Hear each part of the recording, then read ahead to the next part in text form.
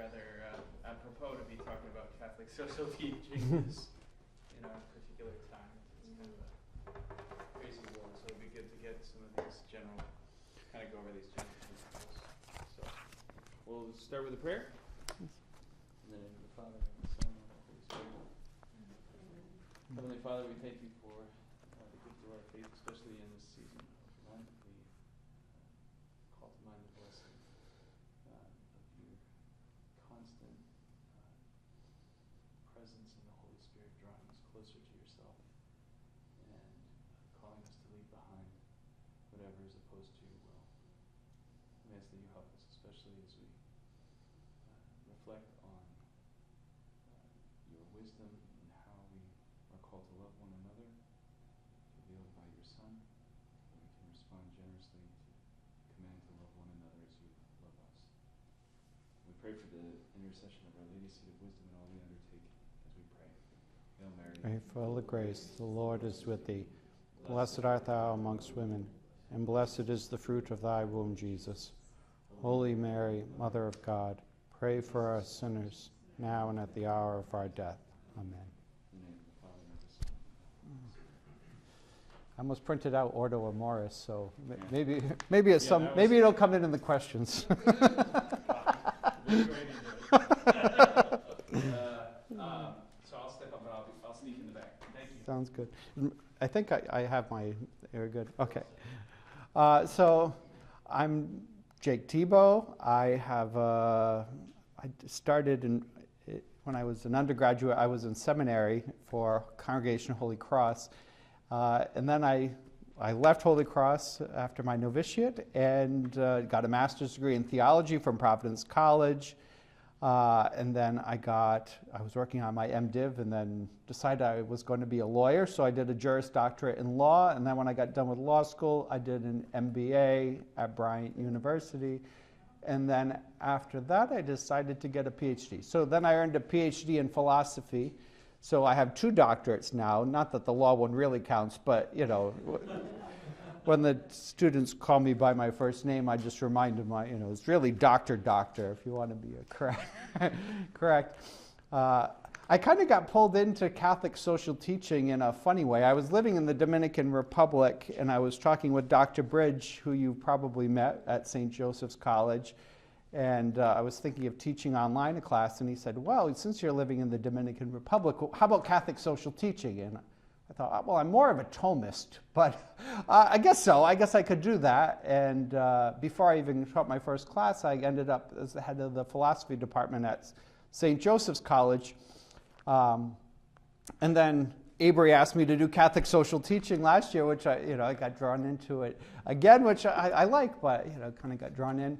And then at the end of last school year, the University of Mary out in North Dakota, a nice school, they called me to do Catholic social teaching integrated into their MBA program, to rewrite their whole MBA program with Catholic social teaching. So I feel like Catholic social teaching has chosen me more than I have chosen it. I think it's chasing me, but I've kind of fallen in love with it. I think I always had a negative view of Catholic social teaching when I was younger. I don't know. Any of you have any experience with Catholic social teaching? Or no?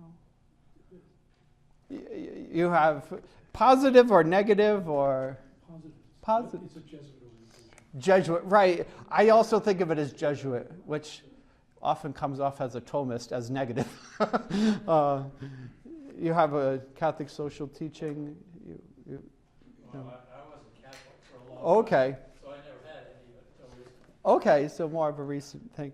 Yeah, I always kind of thought of Catholic social teaching kind of aligning with liberation theology, and it's kind of for Catholics who don't want to be too Catholic, but you could kind of like call yourself Catholic, but I'm a Catholic social teaching kind of Catholic. It always seemed like a loophole to me. So I think with it being called into Catholic social teaching, I feel like it's part of my calling to kind of bring maybe a more traditional perspective to Catholic social teaching, or at least a slightly Thomistic perspective.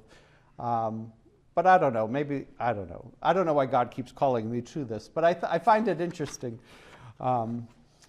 If we want to break into where Catholic social teaching comes from, it really comes in some ways out of a philosophy before it even comes out of a theology. During the Enlightenment, there is this big move to secularize everything, right? Throwing everything out. And you have wars between Catholics and Protestants, and you have secularization, and you have later on Napoleon. And there's this tension of what principles should guide our society. And that's still a major question today. For 400 years, we've been asking this question, really, what principles should guide a society? Now, Thomas Hobbes is one of the early thinkers on this. He's coming out of the 1600s, and he was friends with King Charles I of England, who was killed, put to death. And he saw the entire society fall apart into chaos. Street and you see farmers dead, hanging from trees, the crops burning, absolute chaos, and he thinks this is hell on earth. As bad as Charles was, he was not as bad as the mob. The mob is the worst form of tyranny, as Socrates points out. And he creates this book called the Leviathan. Now, you might have heard Leviathan. It's a biblical term. Anybody? What's Leviathan? Anybody remember? You see him in the book of Job, book of Revelation. He's like a giant alligator, like a dinosaur type of monster. And in the book of Job, God walks Leviathan on a leash, right? It's this kind of image of this giant sea monster being walked on a leash. Well, Hobbes tries to create a society which he calls the Leviathan. Not an overly positive image of what you think your government should be, a sea monster. But he thinks it's probably what we need, because human nature is so absolutely terrible that we need something like a monster to hold us in check. Otherwise, we will destroy everything. Because human nature is nasty, brutish, in short. That's what he thinks of human nature. And that's his experience of seeing the English Revolution, the Civil War. So he creates this idea where you need a church and you need a state, but the church should be under the state. The king holds the crozier and he holds the sword. And you just have one power to rule them all. This is the Leviathan. And it's evil, but it's a necessary evil, because it's better than at least human nature. And no matter how bad the king is, he's not going to be as bad as the mob. This is 1660s. This is Leviathan. You also have John Locke, who thinks freedom, human nature, is good.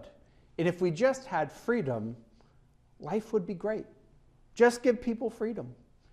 And we've had now this battle between these two ideologies for a long time. We have, on one hand, just give everyone total and absolute freedom. Even John Stuart Mill. You have so much freedom that you can even kill yourself. Just don't hurt anyone else. That's John Stuart Mill. Do whatever you want, just don't hurt anyone else.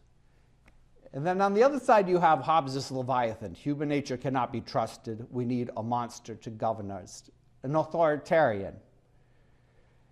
And we've been kind of balancing between the authoritarian and liberty, but neither one has been overly successful. We can think of periods where we've had absolute authority and it's gone terribly wrong, right? We can look to communism, we can look to dictatorships and Hitler and people like this. This has not gone well. We would prefer more freedom. But then places even recently like San Francisco, Portland, Oregon, areas of Philadelphia, legalizing drugs, and you have people dropping dead and overdosing in the streets, and it's a living hellscape, because if you just let people do whatever they want, it doesn't work out so well either. People die in the streets. So what options do we have? I've been just teaching a class on political social philosophy And this week, that was their topic, was what do you do, right? You have these two extremes, neither one of them works. What do you do? And everyone's saying, we need a third option. That is where Catholic social teaching comes in. Option C, right? Not total totalitarianism. It's just the state who can do whatever it wants because we need to be controlled in some way. And not total freedom to do whatever you want, even kill yourself. But isn't there a way where we need guidance, we need rules, we need structure, we also need freedom, but those rules and structures shouldn't be based off of some type of totalitarian authority figure, but on principles like human dignity, common good, subsidiarity, Catholic social teaching, right? What's the wonderful thing with Catholic social teaching, and it's something that we don't like a lot in our society fights against, is that Catholic social teaching is a wonderful form of soft power. The church doesn't run the state, but it is the job of the church to keep calling the state to moral values. Right? People get very mad at the church for having opinions on abortion and on euthanasia and all these hot button issues. That's the job of the church, to be annoying to the powerful, to tell them, don't forget the children, don't forget the elderly, we don't dispose of people. People have human dignity, right? And people get very mad when the church says this.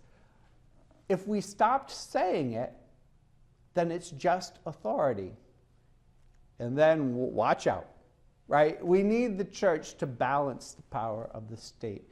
And really, one of the only churches that has the moral authority and the size to hold the state into check is the Roman Catholic Church.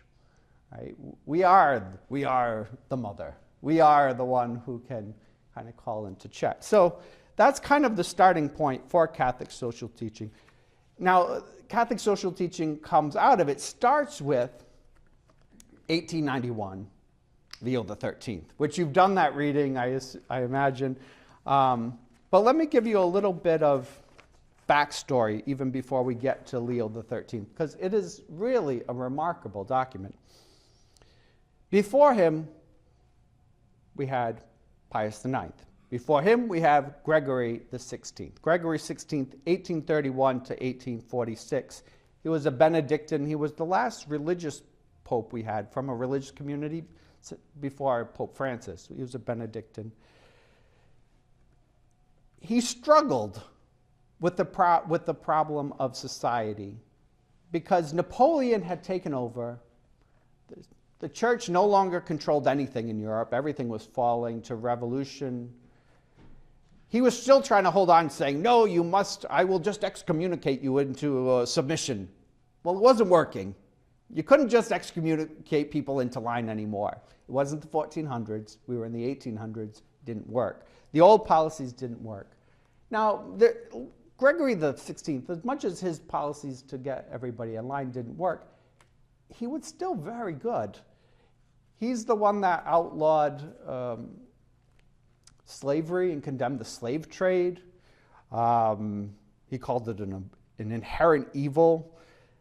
He protected Native American rights. He was a decent person, but he could not get his head around democracy, revolution, the changes of Europe. He couldn't get his head around it. Even the railroad, he called the railroad a road to hell. He did not trust railroads. You should not go that fast. It's unnatural to be moving that fast. So all of our historical people like Gregory XVI, holy in one regards, ineffective in others. But he was still trying to bring everything back to the way things had been. But you couldn't get that toothpaste back in the tube. It wasn't going to happen. So then you have Pius IX. Pius IX has a very long term, 1846 to 1878. And he very notably writes the Syllabus of Errors, which you might be familiar with. Syllabus of Errors. People kind of make fun of it because he condemns everything. He condemns religious freedoms, separation of church and state, rationalism, scientism, democracy, popular sovereignty, public education, freedom of speech, freedom of the press, socialism, and communism. He condemns it all. Everything modern he condemns. And he started as a very progressive young pope who wanted to put comment boxes in the backs of churches. But by the end of his time as pope, the world had been rejecting the church so much that he was trying to hold on to power for the sake of good, but he was trying to hold on to power and he just couldn't. The world was changing and there was nothing he can do about it. Out of Pius IX, we get the First Vatican Council and papal infallibility. One more stance of, I am king, right? You must submit to me. Less conciliar and more, you must respect the Pope. Again, holy in some ways, but in other ways kind of ineffective to bring the church back together during the modern period. And then comes Leo XIII, 1878 to 1903.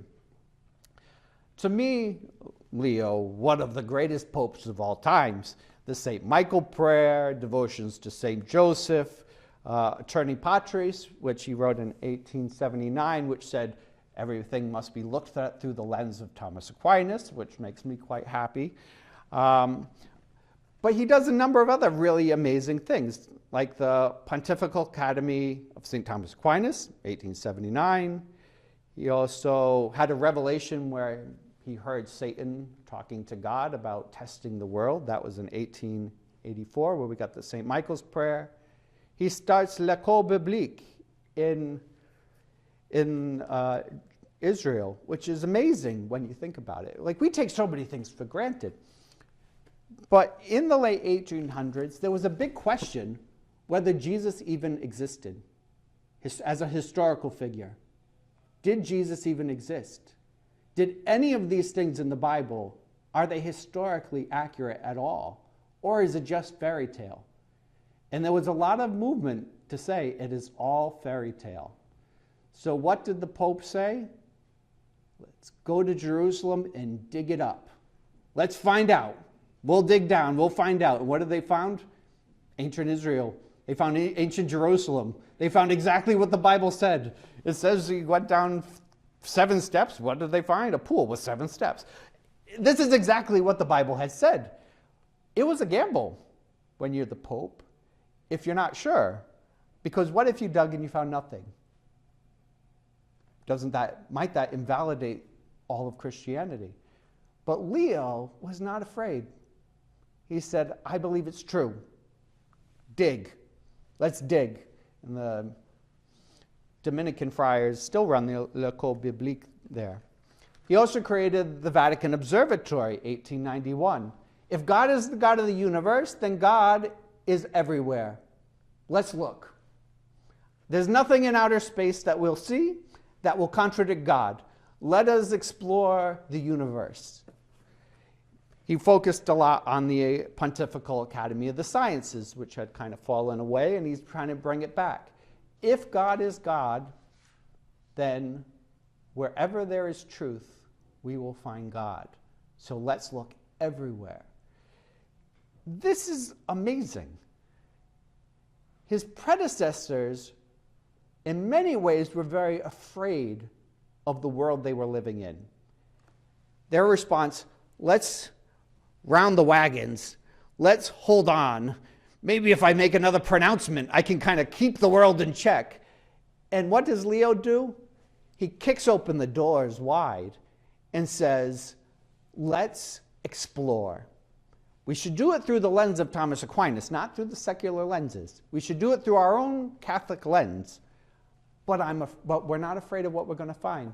Because if this is true, then there's nothing to fear. He also then, in 1891, creates Rerum Novarum, the encyclical that you read.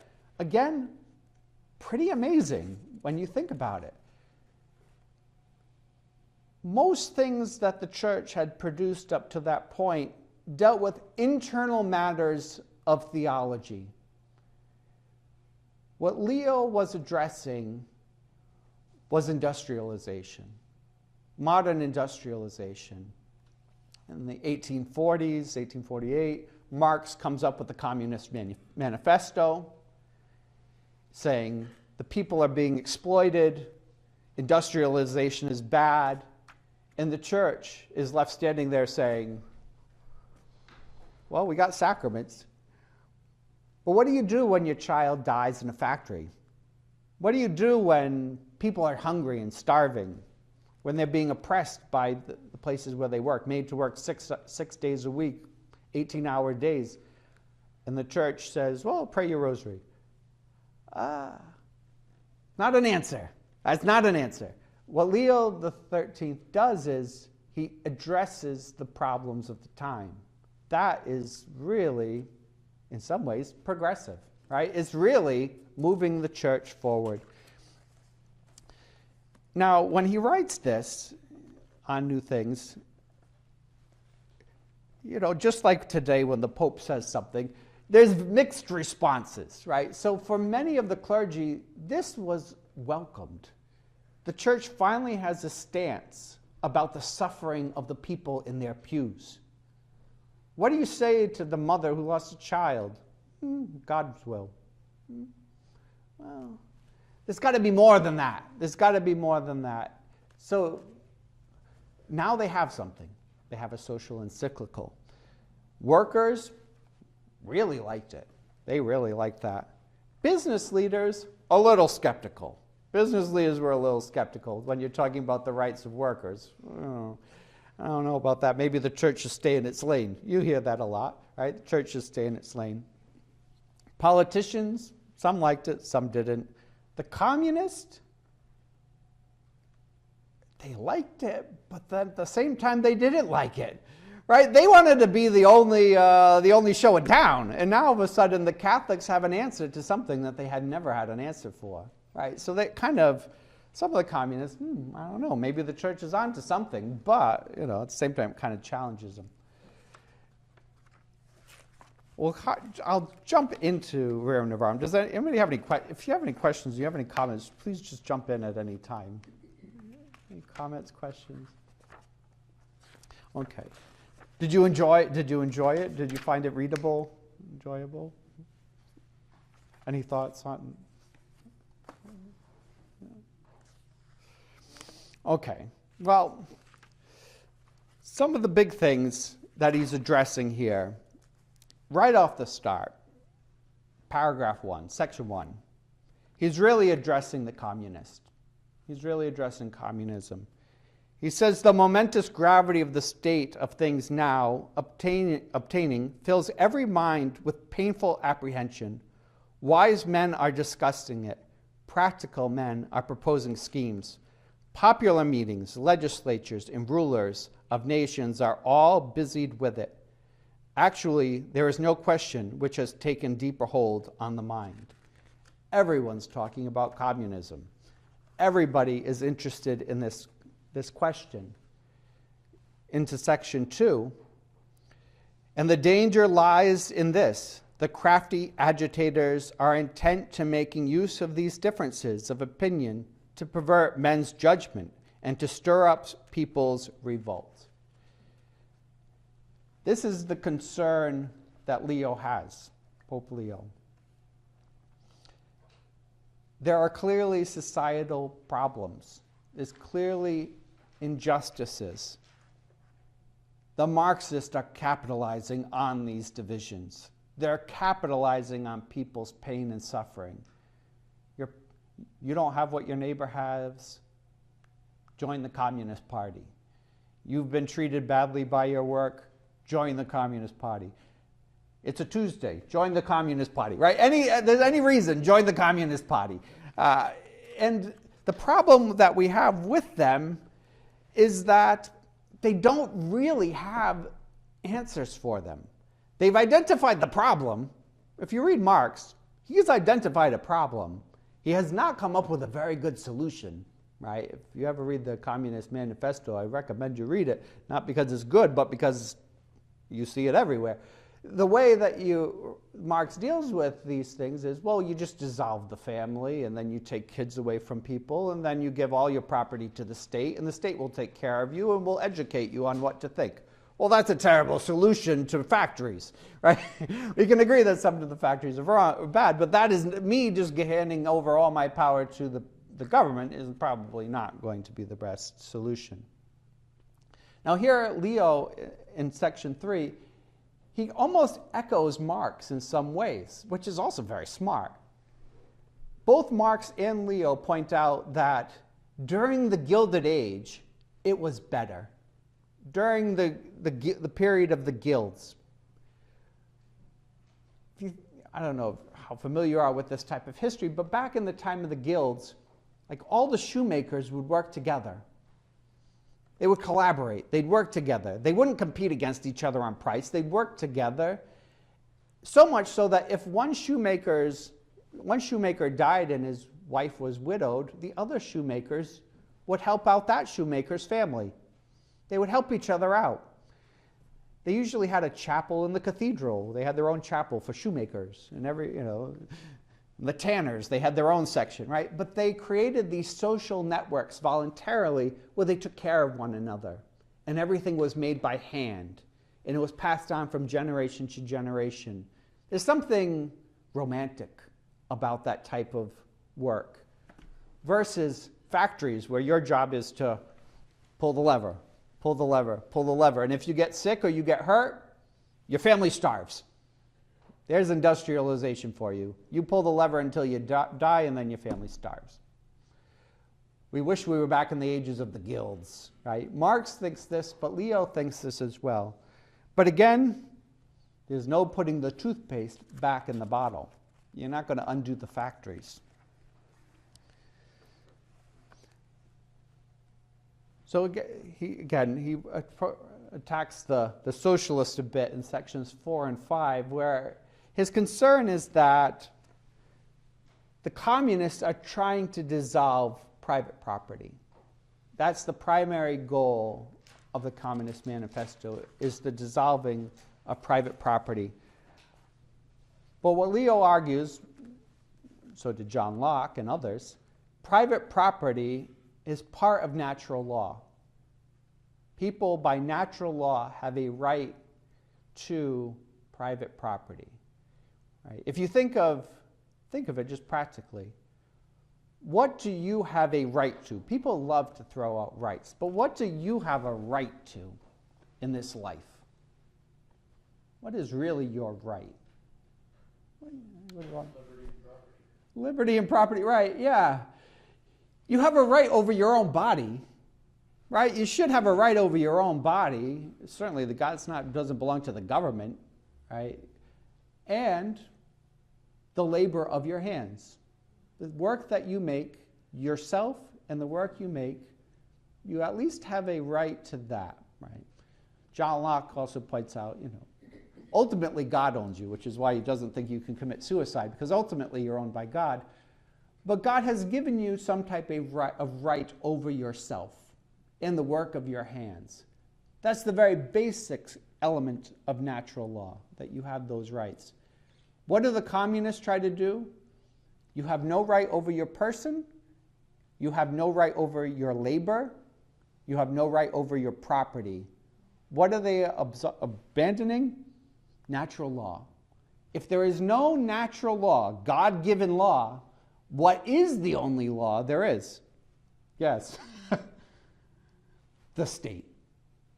It's just whatever the state says. Well, that Pope Leo does not like, right? That is the socialist argument. Give up your natural God-given rights and you will be taken care of by the state. Pope Leo says, do not trust them. Don't trust them. He says, this is a quote from Pope Leo the 13th, man precedes the state and possesses prior to the formation of the state and the right to provide for the substance of his body.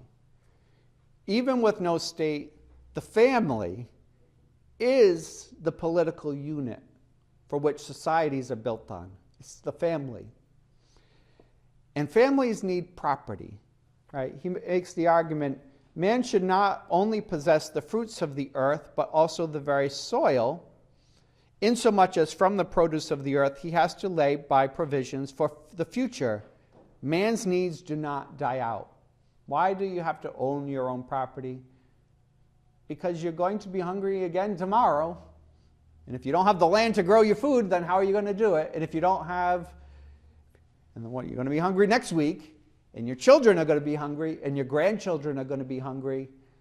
Therefore, you can't just take the product of the land and then hand the land over to the state. Why? Because then you're dependent on the state, not your family. And the family is the basic unit of society. So that violates, again, natural law. Okay.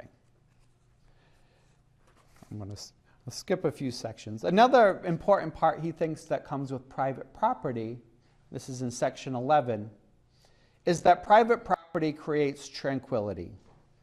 Now, for anyone who's ever lived in religious life before or lives in community, you're probably very well aware of this, that private property leads to tranquility and harmony, right?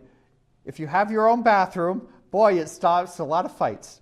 If you have your own car, it stops a lot of fights. If you have your own clothes, you have your own space, boy, life is a lot easier.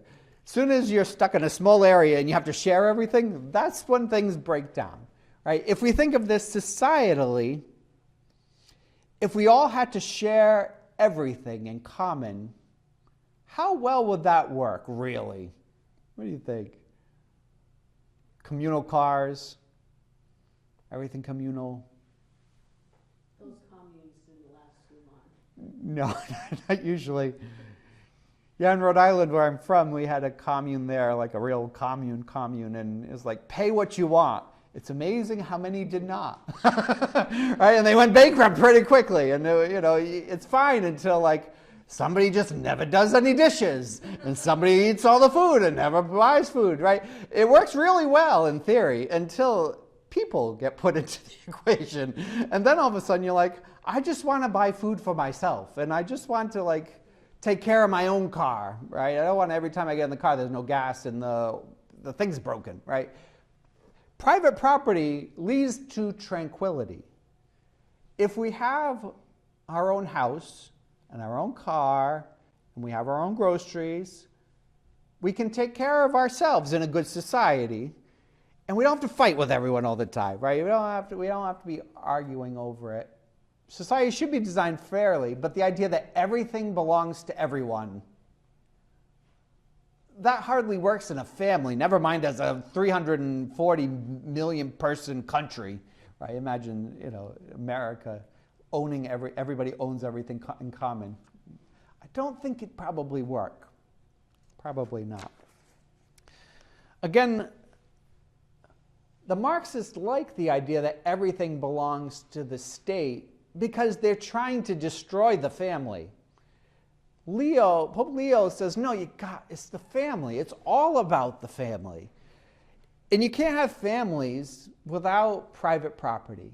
Some things have to belong to the family. Some things are exclusive, right? You don't want your husband and wife to be public property. Right? Not to be too crude, but marriage is about the exclusion of others for the intimacy of the marriage. Family life needs to have privacy to have a family.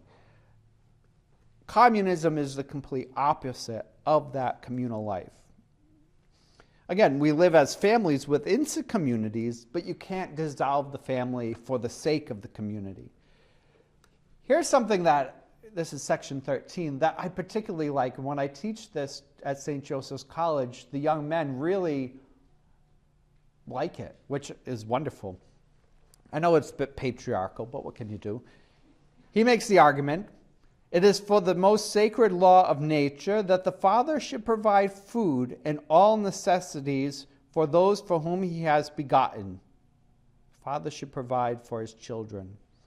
And similarly, it is natural that he should wish that his children, who carry on, so to speak, and continue his personality, should be by him provided with all that is needful and enable them to keep themselves decently from want and misery amid uncertainties of the mortal life. Now, in no other way can a father effect this except by the ownership of productive property. Right? The job of the men, you could say women today, but the job of the parents is to provide for their children. This motivates people. At St. Joseph's College, when I tell this to men, your job is to provide for your family. They actually like to hear that. Right? They actually like to be here like, young men, you need to get a degree, work hard, get a good job, get married, have children, coach your kids' baseball game, show up, be a good father, be a good husband. They kind of like to be told that, right? It's kind of been Jordan Peterson's whole thing. He fills stadiums with people with the message, take responsibility, right? And this is what Leo is doing to us. He's asking us to take personal responsibility for our families. Again, the Communist Manifesto says the complete opposite. Communist Manifesto says, have your children, and then the state should take them and educate them, and don't worry about your kids. We'll take care of your kids. And we can form them in the state. That's the complete opposite of what Leo thinks. Leo thinks, no, you keep the parents and the family together. It's the family, right? Again, any thoughts or comments, please jump in. He then goes on to the welfare state, right? So this is an interesting perspective as well in section 14. He thinks it is the job of the political society to take care of people who are very poor, people who are suffering, people who are down on their luck, right? It's not just free market capitalism of do what you want. Your money is your money. Who cares about anybody else? Pull yourself up by your bootstraps. Leo is not in favor of that. There are people who, despite trying to do everything right, hit hard times. We should help them. But his perspective for how to help people is we should help the way we can and then get out of the way. Give the support and then back out. Right? Again, the communist perspective had been, once there's an opening, get yourself in there and then make yourself necessary. That's not the Catholic social teaching approach. Pope Leo's approach is only get involved to the degree in which you can help, and then quietly find yourself back out the door. Get out of people's families. Right? Get out of people's lives. Right? So the job of the government is to help, but not to get overly involved. Okay. Now again, what I think is a wonderful idea that Pope Leo brings in here, I'm moved on to section 16, is this real role of soft power. And for a big piece of the rest of this, he focuses on this section of the soft power of the church.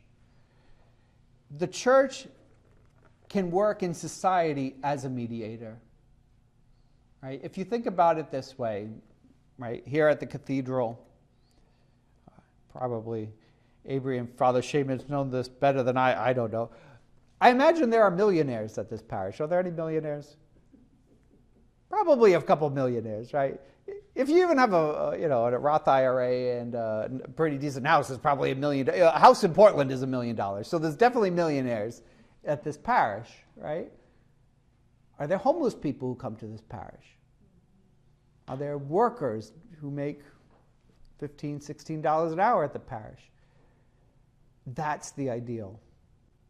Why? Because the person you're sitting next to when you're working out your salvation is your brother and sister who might be in a totally different state of life than you are. Might be a migrant person who came here fleeing war in South Sudan. Could be somebody who's drug rehab and they're trying to get their life back together, and here they are. Could be a millionaire business owner. You're sitting next to each other because you have the same God, you're in the same church, You're in the same pew. Afterwards, when you go and have your coffee, the millionaire is having coffee with the homeless person. That's exactly how it should be. Why? Because that builds friendship, right? It changes both parties. It changes everyone, the relationship we have, right? We're very fragmented as a society, and many churches are fragmented. You know, it's the white conservative church. It's the white liberal church. It's the black church. It's the Catholic Church. That is not us. We are the church, right? There's no black, white, rich, poor, immigrant. We don't do that, right? 1.5 billion people. We're an everybody church, right? That allows us to be mediator in a different way, right? So when Father Seamus is preaching on Sunday, the millionaire hears the same message as the homeless person, right? And the message is the gospel. If we take that message of the gospel seriously, it changes how we treat one another. Right? If we take it seriously, it really changes the way we affect each other. So we're not going to have a millionaire business person who has unsafe conditions at his factory where his workers are starving to death. Not if he heard that gospel, right? Not if he's sitting next to the workers of the factory, right? When we had, more of church attendance, I think perhaps maybe we had more of that community, right? Maybe we've lost some of that by not as many people coming to church these days. But the work of the church as a mediator is really important for social cohesion of the classes. He says that's what the church has to offer. We use this term solidarity in this, right? Friendship with one another. He says this is what the socialists have to offer. And he says this is where you have to watch out. The socialists are going to promise you a utopia. They're going to promise you a world where there is no suffering, there's no pain, everything will be great, we will take care of everything, there'll be total equality, everybody will be perfect, everything will be perfect. He says, don't trust them. We live as children of Adam and Eve. We live in a fallen world. We have eaten the fruit of the tree. There is no utopia on earth. So if anybody ever comes along that says, I will give you the perfect government, I will give you the perfect society, I will give you the perfect church, run. They don't exist. All you know when somebody tells you that is that they're a liar and they're probably a scammer. Don't listen to them. In this world is struggle and work, right? If somebody says, we can have a pretty good life, but you got to work hard. Okay, now that's somebody who's telling you the truth, right? We got to work on this. There's no utopias. The Marxists are promising you utopia. Again, I really like this part. Pope Leo in section 19 comes back to this idea of what the church has to offer. There is a chance for social harmony. Now, this is particularly important in our modern day with the modern Marxism that we have, right? If you think about the modern Marxism in the world today, I don't know how much you think about modern Marxism. I think about it probably way too much. But if you look at the modern Marxism that we have in the world today, it's all about division. That's the primary goal of a Marxist, is to divide. You see it right in the Communist Manifesto. They think naturally the world will divide itself and fall apart. But if it doesn't, let's speed it along. Let's speed along the division. So in a perfect Marxist world that we live in today, the whole goal would be to collapse the United States government. We should collapse so that we can rebuild it as a communist nation. Well, how do we get the country to collapse? Well, we make black people hate white people, and white people hate black people. We make rich people hate poor people, and poor people hate rich people. We make immigrants hate natives, and natives hate immigrants. We make men hate women, and women hate men. We divide people. That's how you do it, right? We have gone so far as to divide mothers against their own children. right? Children are tumors, you hear young people say, right? A child in the womb is a tumor, right? What is that? That is the division between a mother and her own child, right? Not to get too much into the trans issue, but the trans issue is you against your own body. My own body is my enemy. What is that? More Marxism, right? It's all about division. And the other side is absolutely irredeemably evil, right? It's this idea of America being inherently and intrinsically racist.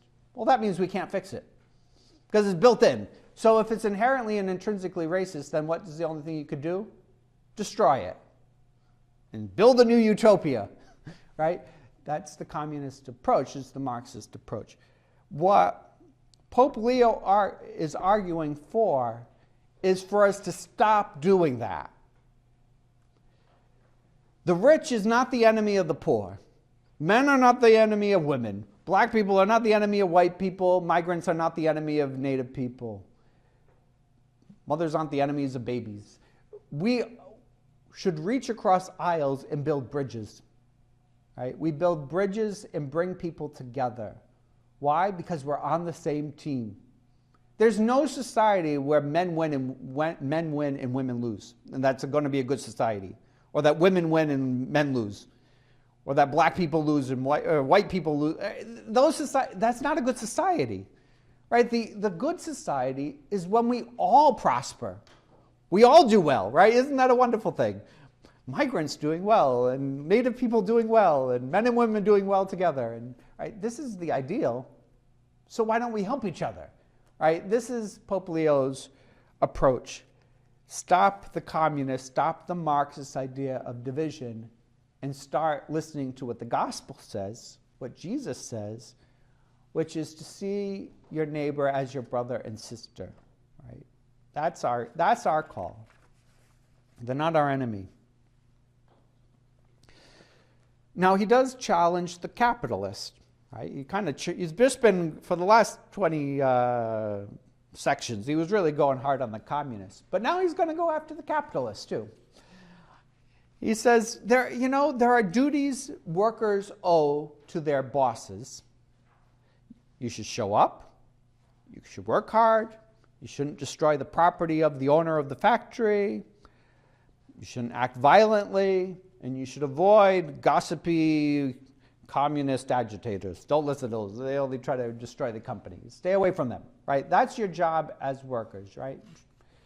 No quiet quitting, right? That would be a violation of the right of work. That would be a violation of the workers. And then he turns to the capitalist and he says, well, you owe something to the workers too, right? The workers owe you good work and you owe them time off. The ability to practice their religion. The ability to feed their family and support themselves. Sex-appropriate work, where women are protected. You can imagine at the time there was sexual abuse of female workers in factories. Why, this isn't good. You should protect the female workers within the factories. You shouldn't be having children working in factories, right? And you should try to do the most you can do for your workers, not the least you can do for your workers. So you could say, well, I could get away with paying them $10 an hour. Yeah, but you could afford to give them $13 an hour. So why not be more generous if you can afford to be more generous? Why aim at being the stingiest? What's the point of being the stingiest? Look at your workers as you would look at your brother and sister, your own family member. Would you want what's best for them or worse for them? Best for them. Well, if you can offer better, why don't you? You don't have to offer the least, right? It's a challenge to the capitalist. This I love because he ties it right back into the gospel. Our lives are not about money.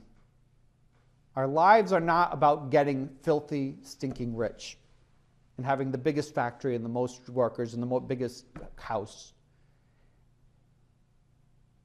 It's how we treat one another at the end of the day. So, if you are a capitalist factory owner, and you are abusing your workers, you are going to face judgment someday. Right? Marxists say kill the capitalists. We'll just kill them and take their property. No, we don't kill the capitalists. But we will all be judged. So, live in the light of the kingdom, not in the light of greed. Right? If somebody is overly greedy, well, we shouldn't think of that as a great thing. We should be like, that's kind of not great. That's kind of not great that somebody's doing that, right? Still, we kind of look at rich people and go, oh my God, rich people, aren't they wonderful rich people? Oh, no. Let's look at people in terms of their values, right? Let's look at that rather than how rich they are, right? We shouldn't judge, from the church, we shouldn't judge people that way. He says, God has not created us for the perishable and the transitory things of earth, but the things heavenly and everlasting.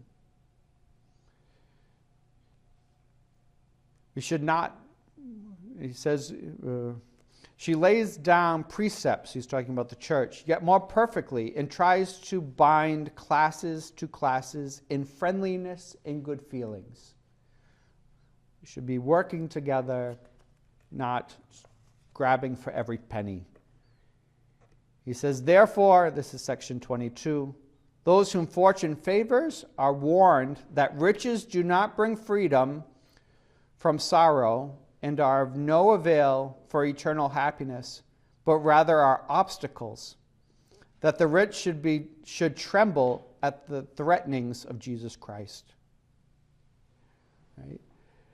For those whom much have been given, much is to be expected. So they should be more worried than anyone about their eternal salvation.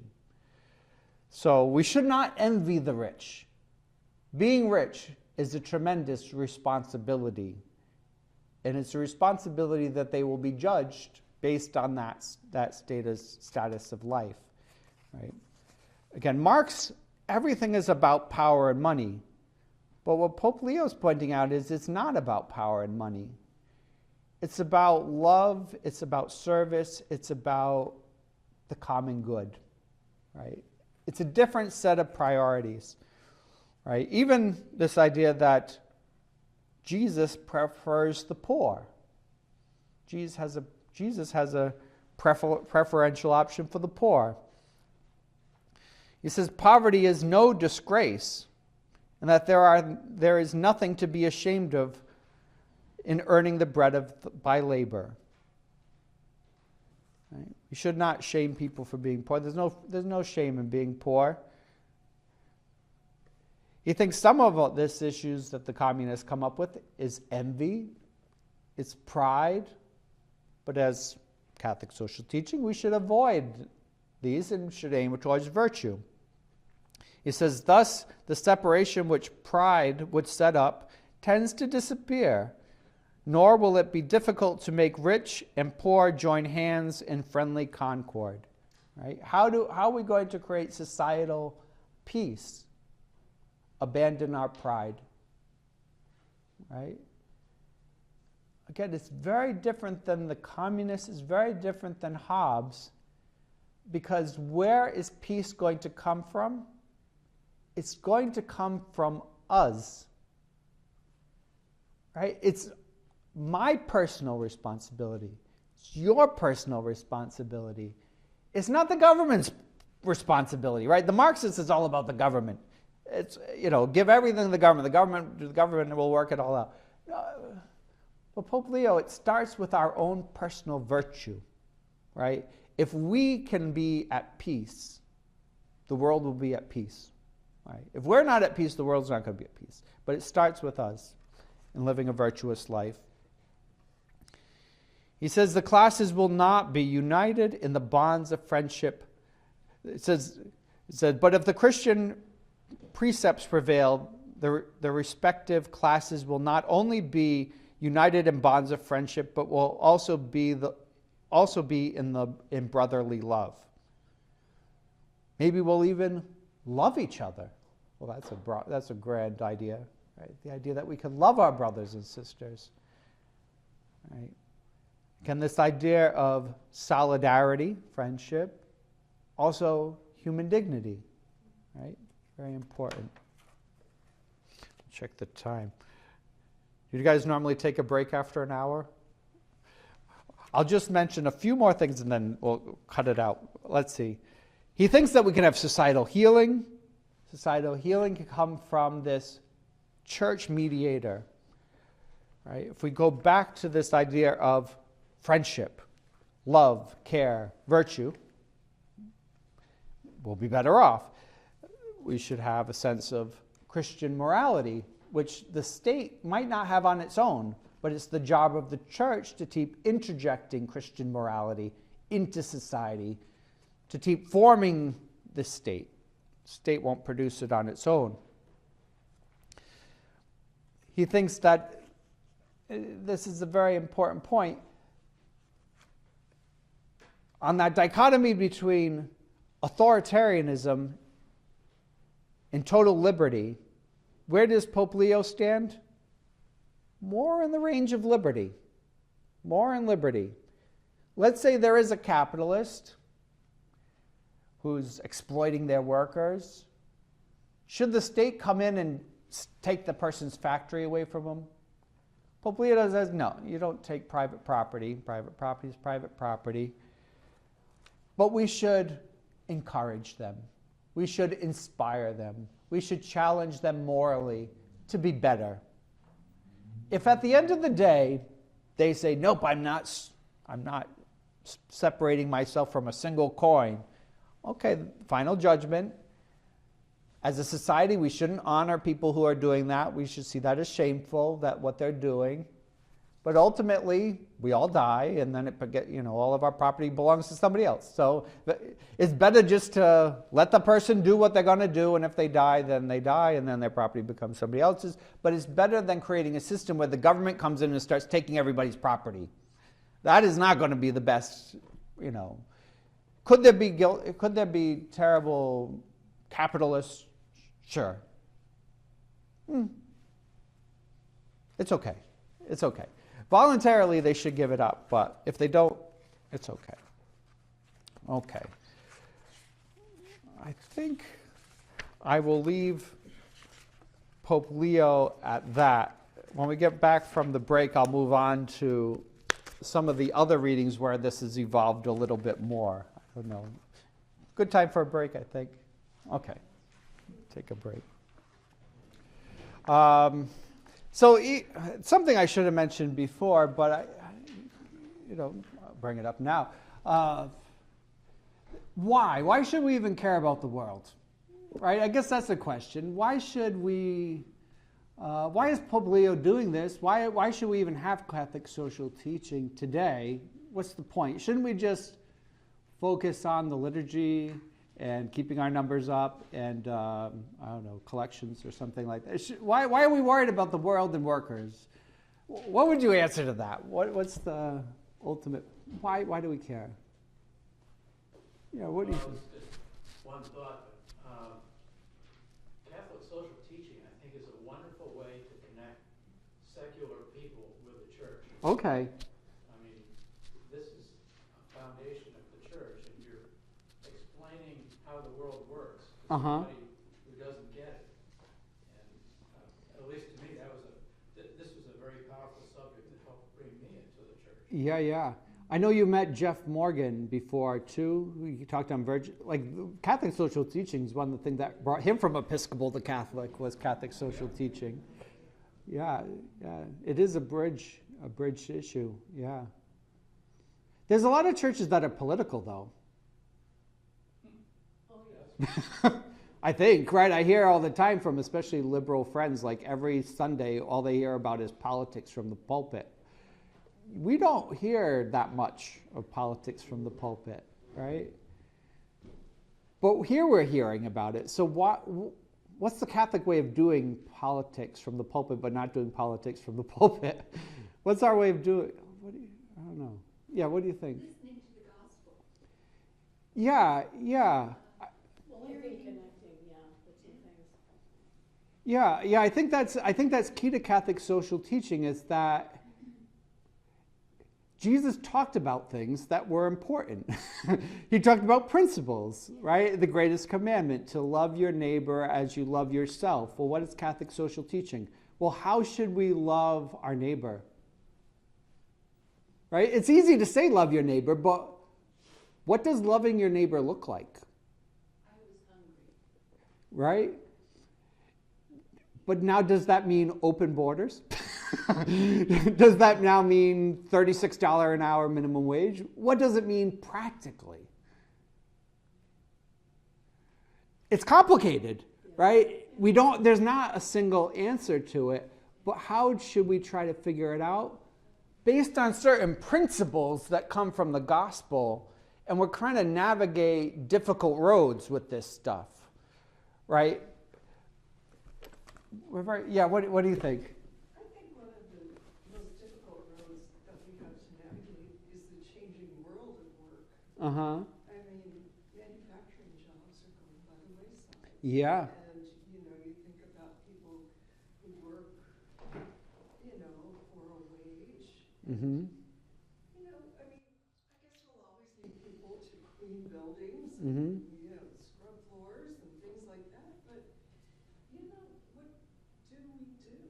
Mm-hmm. Everybody has to be trained to do something else. Yeah. You just can't graduate from high school anymore and just get a job. Yeah. It's pretty impossible. Pope John Paul II, when we get to, he focuses a lot on this because he talks a lot about the dignity of work. See, that's it. Right? Like, if we didn't have to work, what would that do to us?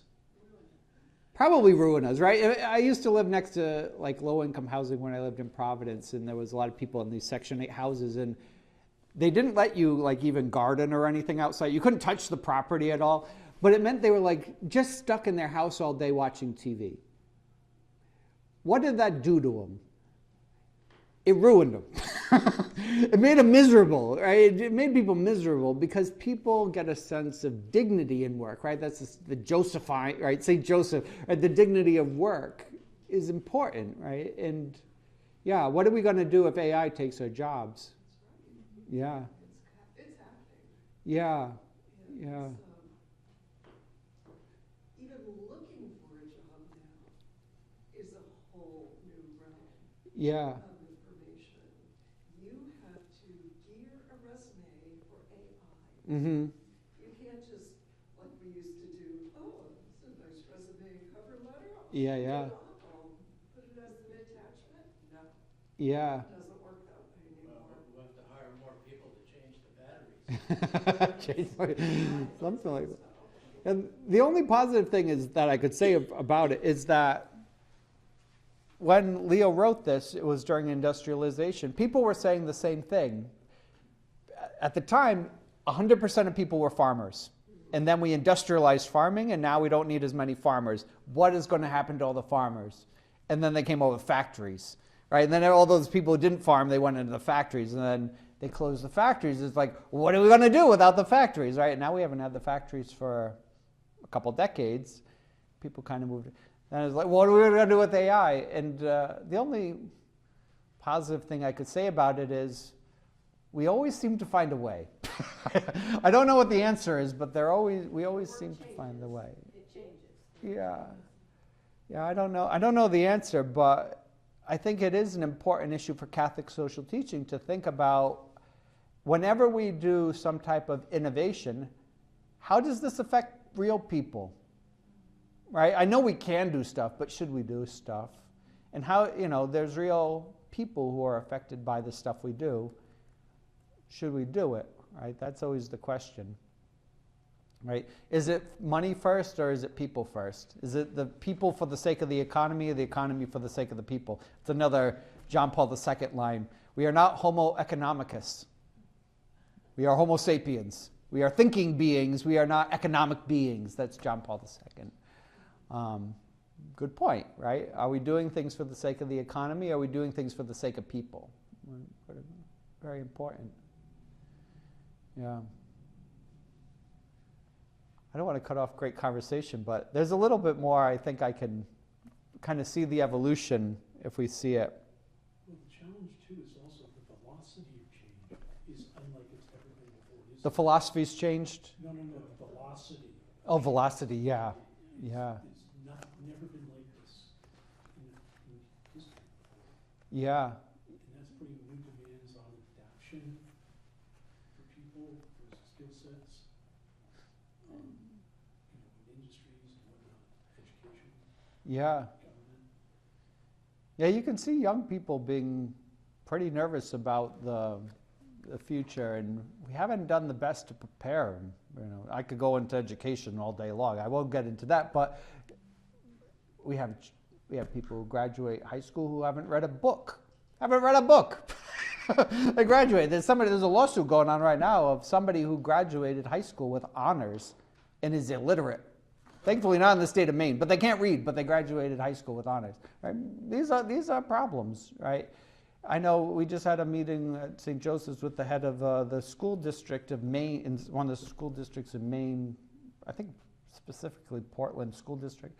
But she got up there and talked about all the depression and issues that LGBT students are having. That was her number one issue, was, what's the issues with students these days?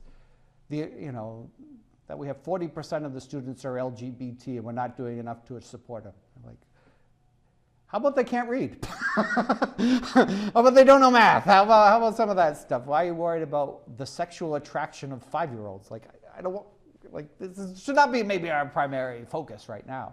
And that, every student graduates and then they bribe them to go to class by offering gift cards. So if you show up to class, you might get a gift card. You might want a gift card. So that's an incentive to show up to class.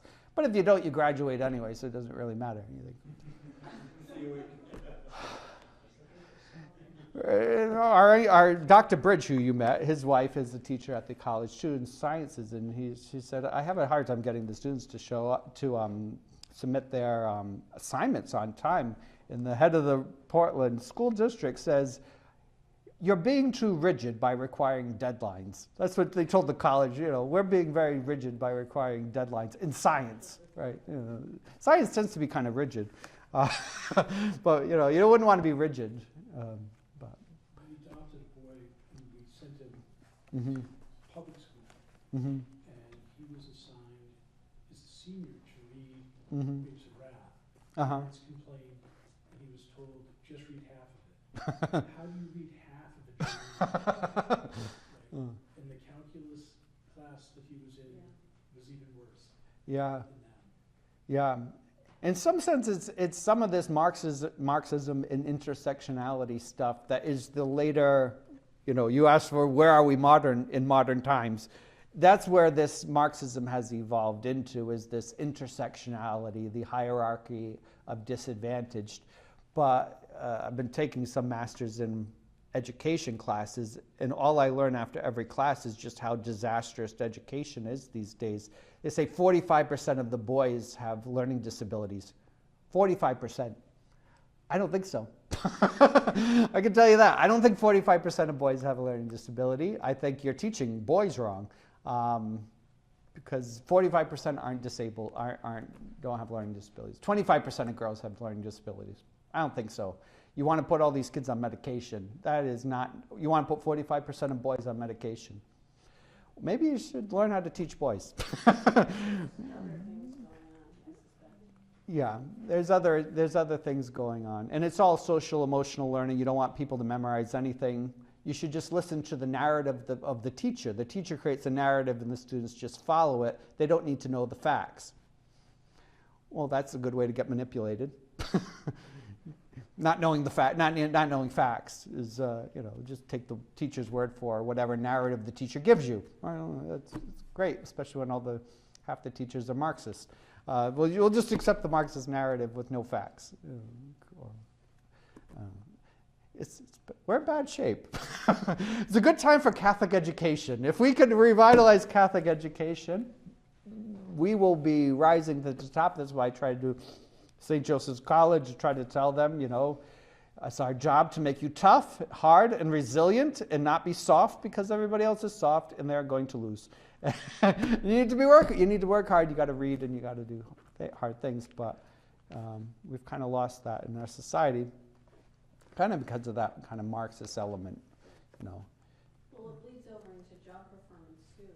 You know, there's a very different work ethic amongst many young people. Mm-hmm.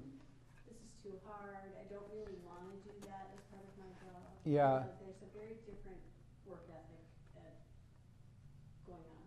Yeah, yeah.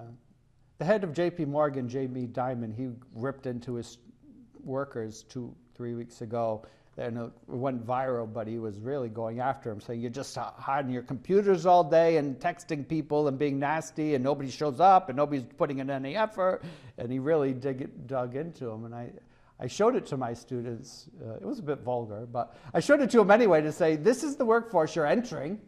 This is what you're going to graduate into. So if you want to hide behind your laptop and you feel, you know, when I call on students, they tell me I'm cold calling. Like, I didn't realize I'm cold calling when I call on a student in class. Cold calling is when you like call somebody out of the blue to try to sell them something. I'm not trying to sell you anything. You signed up to be in a class. You're paying for it even. I think here I am cold calling on students. But they have to harden up. They got to harden up. You know, they're a generation that went through hiding behind a laptop during a pandemic, and now they still want to hide behind a laptop because you feel very safe and protected, and there's no risk hiding behind a laptop. If you raise your hand, you might look like an idiot. But it's good to look like an idiot. That's how you stop being an idiot. Raise your hand and say stupid stuff. You know, that's how you learn. But not where we're at. Anyway, the next encyclical, Quadragesimo Anno, which means 40 years later. So, Rerum Novarum, 1891, Quadragesimo Anno, 1931. Pope Pius XI, who I like a great deal. One of the Jesuits told me that he didn't exist in Portland. I was wearing a Pope Pius XI pin, and he said, "Oh, what are you wearing?" I said, Pope Pius XI. He goes, "There's a Pope Pius XII and a Pope Pius X. There's no Pope Pius XI." But I assure you, he does exist. He does exist, regardless of what the Jesuits tell you. So 1931 is an important time. It's the Great Depression, right? 1929, Great Depression. 1931, 2 years later, Pope Pius responds. We also have the Soviet Union being created in 1922. Mongolia is communist in 1921.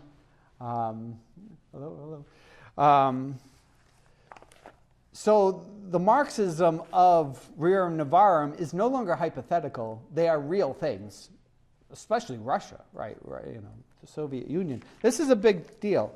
So Pius is responding, and he, in this sense, is going to be much more critical of capitalism than Leo was, because, in his view, the Great Depression came from greed. It came from capitalist greed. They weren't living balanced. They weren't taking care of people. They just wanted the most and the biggest, and they destroyed themselves. So there's a lesson to be learned from too much consumption. So he promotes this idea of the common good. Now, Pope Leo, he kind of hinted around the common good, but Pius XI makes it quite clear the common good is a very necessary thing. He also makes it very clear this idea of subsidiarity. It's a term we throw around a lot, but not a lot of people, I think, know what it means. I know I don't think about subsidiarity until I got into Catholic social teaching. But it's the idea that we keep decision-making at the most local area possible. He says, let's see, nope, wrong one. It is an injustice and at the same time a grave evil and disturbance of right order to assign a greater and higher association what lesser and subordinate organizations can do. So if your family can take care of something, your family should take care of it, not the government.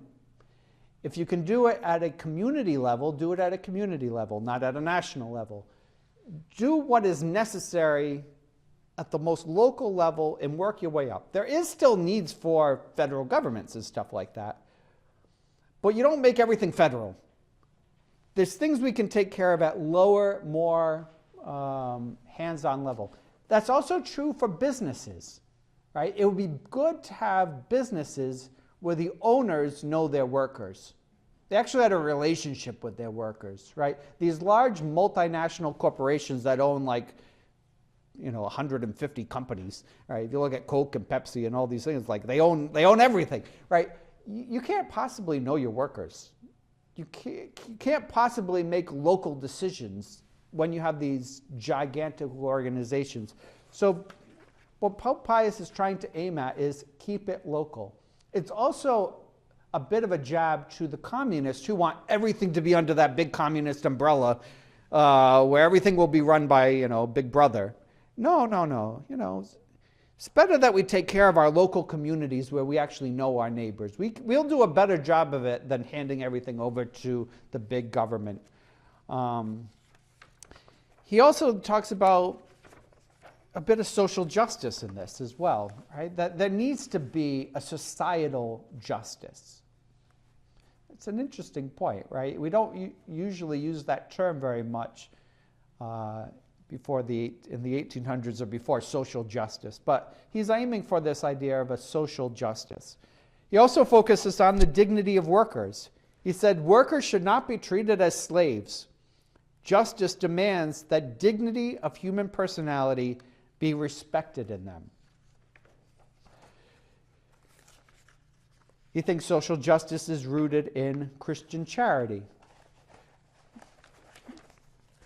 The communists really, again, they kind of liked this encyclical because it was very critical of capitalism. At the same time, they don't like being, they like to be the only, show going on, right? So the church is challenging that a little bit too, right?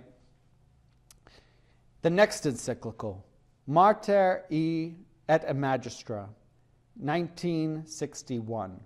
So now it's another 30 years later, right? So this is significant. So the first one, then 40 years, then 30 years. They're not that common, right? We have only had Catholic social teaching for less than 150 years. We didn't have very many encyclicals like this for the first 60 years of it. But 1961, we know the world is changing again. Right? Especially back to communism, right? So Leo XIII, no communist nations. By Pius XI, we have 2 communist nations. By 1961, we have Hungary, Bulgaria, Albania, Korea, East Germany, Poland, Czech Republic, Czechoslovakia, the Soviet Union still, China, Cuba, Vietnam, Romania, and Mongolia still. It's spreading, right? It's spreading. And Latin America is a hotbed ready for communism, which they are very afraid of. Even America is a little bit afraid of communism, right? This is becoming a big deal. Cannot be ignored at this point. We also are in 1961. We've had World War II. We've had a nuclear bomb. We have additional concerns when it comes to globalization, right? We've also have decolonization starting at this point too, and questioning, I don't know, is it so great that Belgium was colonizing the Congo? Was this really so great, right? The slavery, the abuse, the human rights violations. You got a Catholic king. That's kind of embarrassing. All right, you look at what France did, oldest daughter of the church. Some of the stuff they did, not so great either. Right? You got the British Empire, not Catholic, but Christian. being questioned in the 60s. Was this really such a great thing, right? A lot of people didn't know what was going on, but we have TV, we have videos, we now know, we can see what we're doing. People are talking about it. We have a civil rights movement about to get started. We're talking about issues of injustice like this. And where has the church been on these issues? We've been caring about the workers. We've been caring about the workers. We haven't been caring about some other things, though, right? We haven't talked about globalization. We haven't talked about Africa. We haven't talked about racism. We haven't talked about any of that stuff. You can't ignore it anymore, right? So Mater et Magistra, the church is a mother. So Pope John the 23rd, he's trying to promote this idea of a global humanity. We are all our brothers and sisters globally, not just at the factory level, but globally, not just at the parish level, globally. We are looking at the world in the big picture at this point, right? We start talking about, again, the common good, but also inequality becomes a big issue. Poverty, social justice is definitely a big term at this point. Pope John writes, the economic systems must be reformed in such a way that it serves the interest of all people and not just the privileged few. It's not just about the first world anymore. We're now looking at it bigger. Also, that we now have the Second Vatican Council starting, and we're seeing bishops coming from Africa and the Third World, and all of a sudden we're seeing the universalness of the Catholic Church too, when all the bishops are coming from all over the world, flying in on airplanes, things they probably wouldn't have done at the time of Pope Leo, right? You hold an ecumenical council, you probably had to be close enough to ride a horse, right? Now you're flying in from all over the world and you're getting a global vision of the church in a way that you never had before. So we're talking about global solidarity. And it's a duty of nations to work together to ensure a just and peaceful world order. We weren't talking about world order before. Again, we were talking very local. How should that factory be treating those workers? Right? That's what we were worrying about before.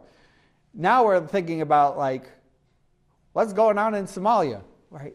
This is not something we were thinking of before. Then, Pacem et Terris, in Terris, 1963.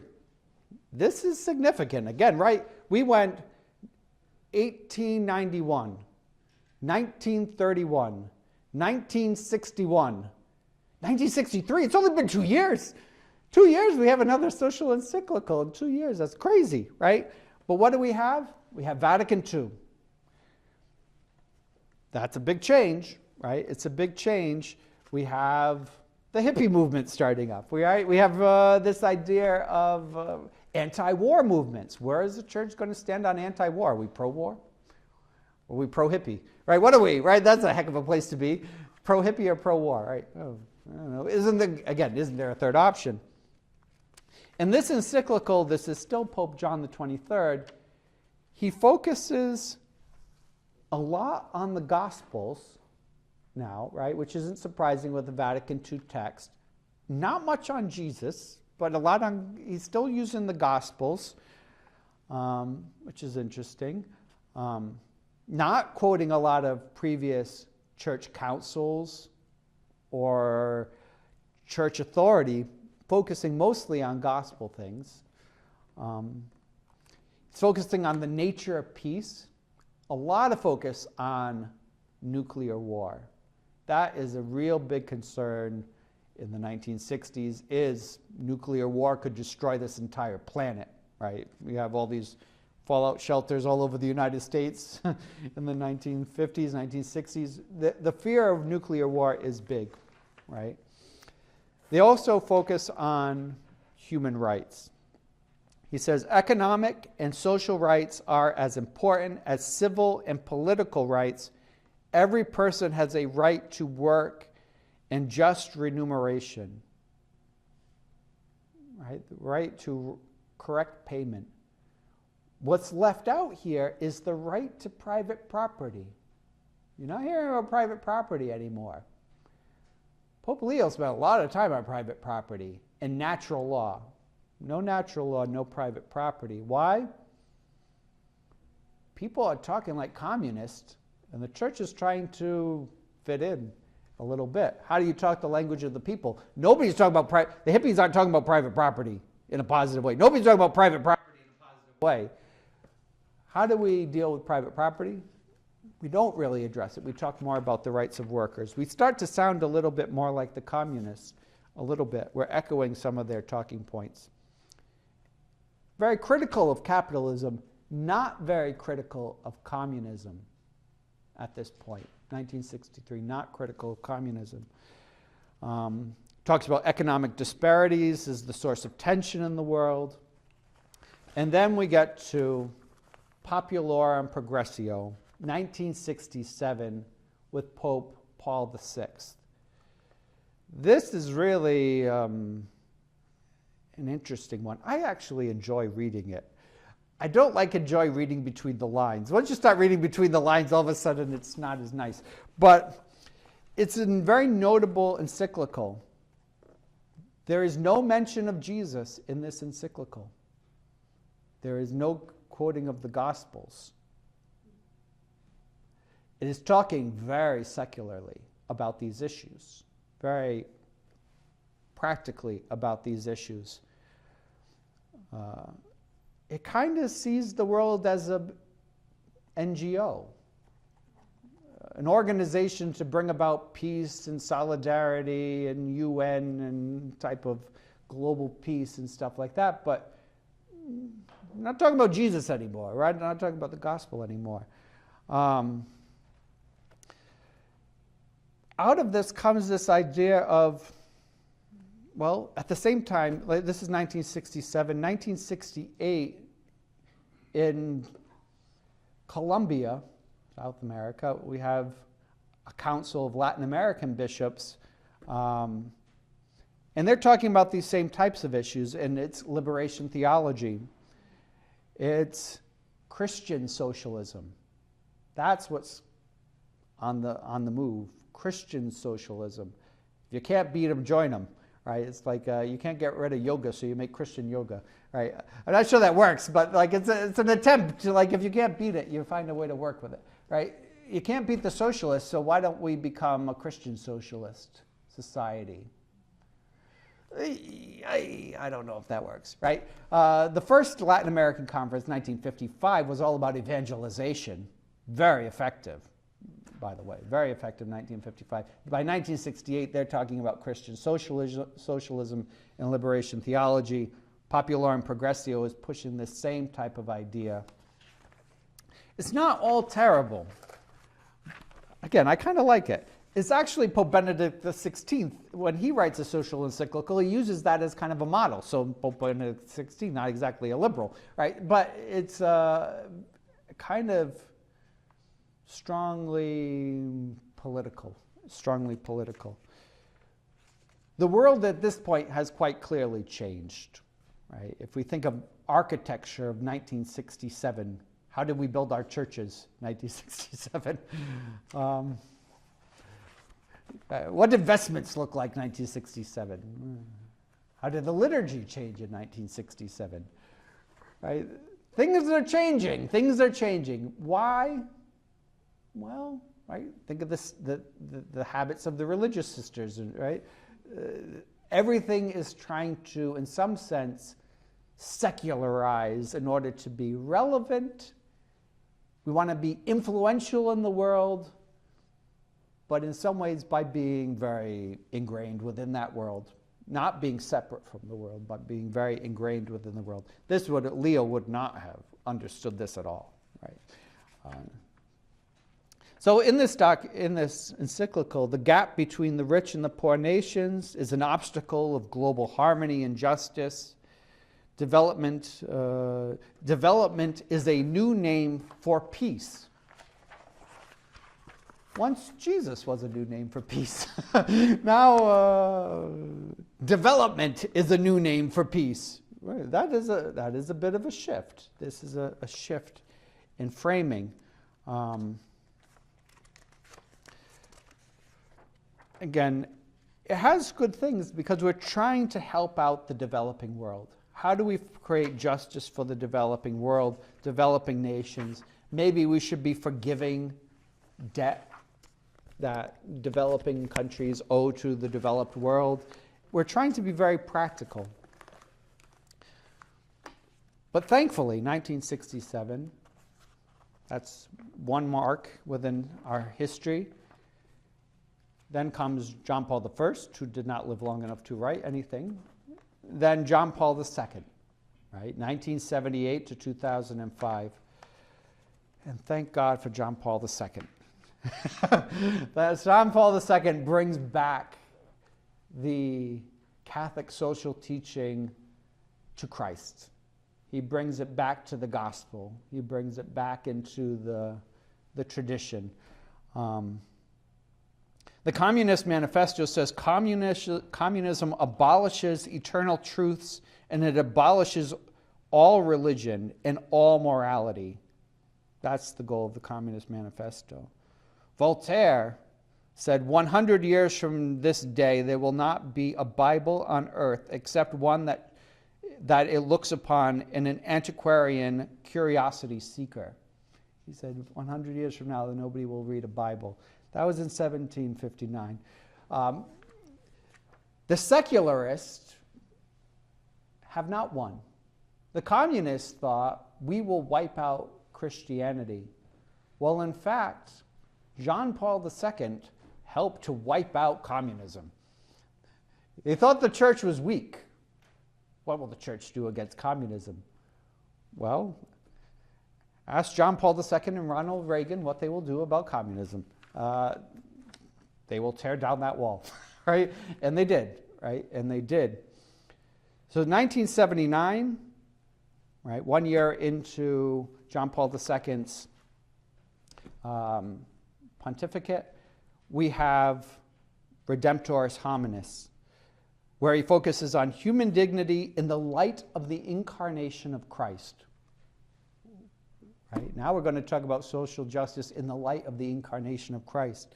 It focuses primarily on Jesus and evangelization over politics. Big change. 1979 is also the third Latin American conference, the Puebla Conference in Mexico. Bishop Cirillo, Cardinal Cirillo, brings the Latin Americans back in line with evangelization and the church being church, and give up on this Christian socialism and all this stuff. Back in line with orthodoxy. And John Paul II comes up with this encyclical the same year.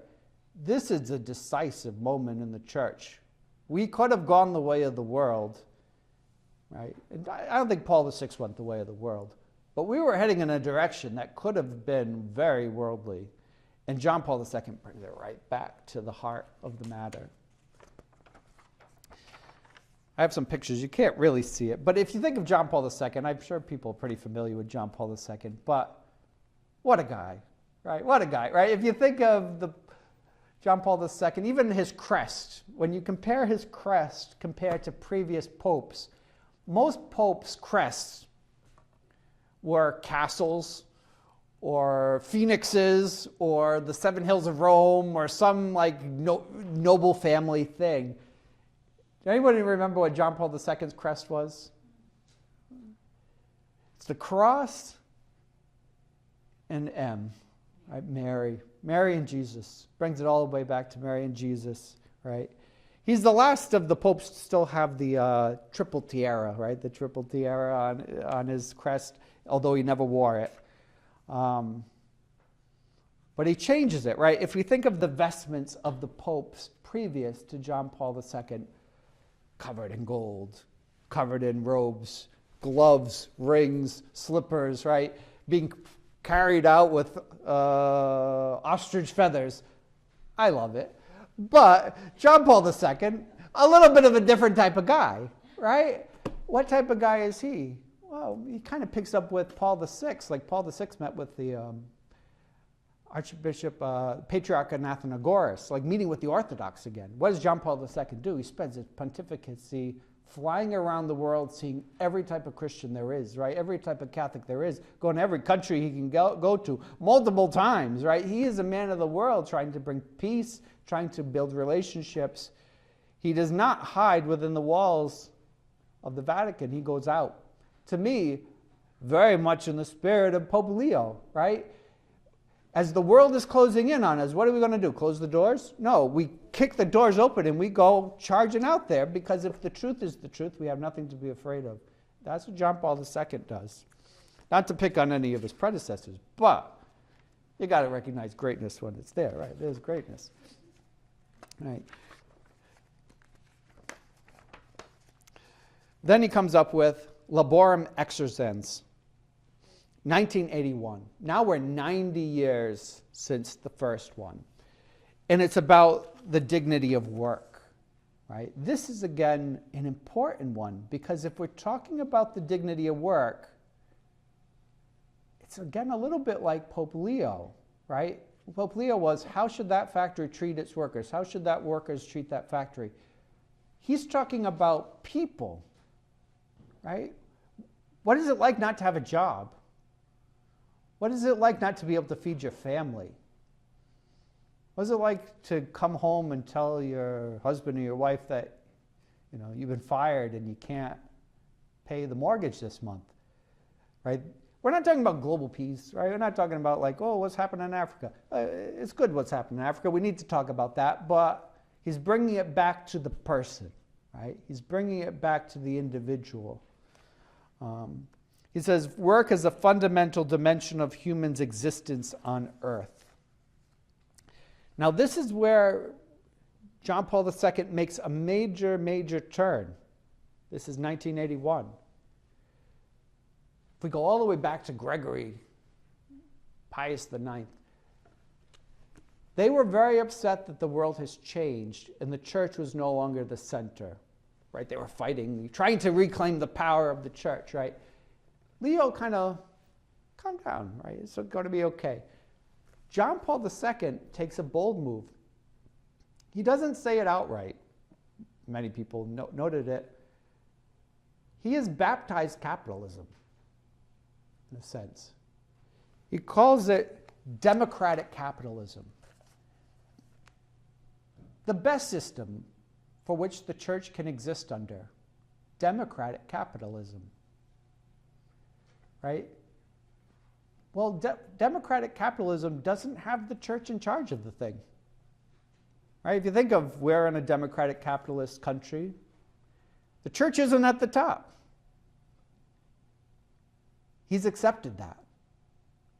That's the status quo. We're not going to fight to be on top. We're not looking for the temporal power anymore. We're not looking for temporal power. We should have a democratic society, and the church should morally guide her, should challenge her.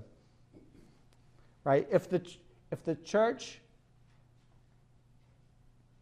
is made up of people, well, we are both Catholic and American. We should be guided by our Catholic principles when we vote. We should be guided by our Catholic principles when we create laws. It's not my faith is over here and my public self is over here. We bring them together. We are Catholic people. We should use that to guide us. But it's not to, take over the government, put in a Catholic king. No, we're not trying to do that, right? We're okay with democracy, but we should be guided by our principles, right? Michael Novak writes a book, 1982, called Democratic Capitalism, kind of locking that in as one of John Paul II's major accomplishments, really settling this debate that started back in the early 1800s. What is the relationship between the church and society? We work together. We support each other. The church helps the state. The church isn't the state, right? That's a kind of a bold move. Again, he writes more about the rights of workers. The condition in which persons work are important. They must be such as not only to avoid injury to health, but to promote health as well. He even considers spirituality at work. By means of work, humanity participates in the work of creation. Work serves to add to the heritage of the whole human family of all people living in the world. Right? This is interesting, right? I don't know, I think it's interesting, right? Now we're talking about our work participating in the creation with God, right? This isn't secular talk. This is religious talk, right? We're going back to Genesis here. We're fulfilling the goal of what God gave us in the garden. We're fulfilling that goal, right? This is a great thing, right? 1987, he writes Solicitude Rei Socialis. Again, he kind of goes a little bit more with options for the poor, solidarity with the poor, talks a little bit more about globalization. True development cannot consist in simple accumulation of wealth and the greater availability of goods and services. You should live with solidarity, the common good, preferential option for the poor, solidarity. Kind of touches on a lot of them. And then 1991. 1991, we are now at the 100-year anniversary, right? We've now had 100 years of Catholic social teaching. Centísimos años means 100 years, right? We're at 100 years. But the world has changed, right? If we think back to 1961, where was communism? Everywhere and a real threat. 1991, where is communism? All in the trash can. Yeah, right. Eastern Europe, it's fallen, right? Eastern Europe's gone. Soviet Union, 1991, gone. Yugoslavia, 1992, 1991, gone. Okay, well, we got China, Vietnam, Cuba. We don't have money, right? And they're on the decline. Like, nobody's looking at China and being like, oh, I wish I were in China, right? In 1961, it's like, maybe communism is the future, right? Maybe we need to make peace with this because that's the future. 1991, it is not the future. This is dead. This is, we're just waiting. We're just waiting for the death certificate, right? And this is a great year for John Paul II to write this, right? Again, partially because he had a part to play in the destruction of communism, right? Especially in Poland, right? He had a part to play in this. He goes back in many ways to a lot of the same themes within Leo the 13th, which makes sense when you're reflecting on 100 years. So he's reflecting more on that. He recognizes the falling apart of the communist. He's adopted capitalism in a sense, right? Not unbridled capitalism, but democratic capitalism, guided by the truth of the church. But capitalism, he's kind of accepted it.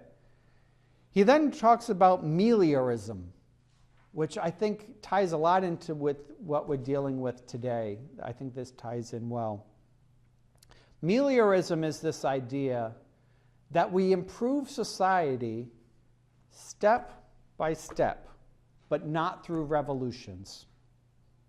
Right? The way that we improve society is not by a revolution, but by gradual steps moving in the right direction. Right? If you think of the Marxists, the whole point of the Marxists is to make society so terrible that the whole society collapses. And then you have a revolution, right? Well, what happens in the revolution? People die in a revolution, right? No, just keep making steps in the right direction. That's what he's arguing. We're not there. We got work to do. But if somebody's telling you we need a revolution, run the other direction. Gradual steps. Right? He also has a level of humility within this document. There is truth. Only God knows the truth. Why? We have original sin. There is truth. God knows the truth. Jesus is the truth. I am not Jesus. So let's be humble here. What is the best way to move forward politically? I don't know. Right? That's a bit of a story for our time, right? If you go on social media, everybody seems to know everything about everything. If you just ask them, they would tell you what the right thing is, right? Well, none of us know the right answer. I don't know, right? Even if we look today, like, how's the Trump presidency going to turn out? I have no idea. I'm not a mind reader. I don't know. Maybe it'll be great. Maybe it'll be terrible. I don't know. Right? Well, what am I going to do? I'm going to work on doing what I can do, right? Move it in the right direction. I'm going to try to move it in the right direction, right? Should the church come up with a lot of statements about how the government should run? In John Paul II way, probably not. Hold up the values, hold up the principles, hold up the things that should guide us. But it's really not up to the church to tell, well, what's the right tax rate? I don't know. What's the right immigration policy? I don't know. Right? If we went back to an earlier church, the church might have told us, right? But now the church is saying, we know the church, you are the government. It's not up for us to be the government. We're not the government. You're the government. You do the government stuff. We're here to support you and to guide you with principles. But ultimately, you all need to make the right decision. Right? This is a totally different approach John Paul II is raising here. Any thoughts, comments, anything? I find it interesting. He points out that state is a servant and not a master. Again, a little bit of a challenge to the communist. It's an argument that where the state grows, civilization declines. The bigger the state, the smaller the civilization. It takes the place of culture. What do you think about that? Yeah, it's an interesting point he's making, right? You end up with a really big state, and then you don't have very much anything else, right? If you can kind of... You need a state, right? There's no libertarianness in this at all. There's no libertarianness. You need a state. But the state needs to do what the state should do, and not more than that, right? What do you think, Father Seamus?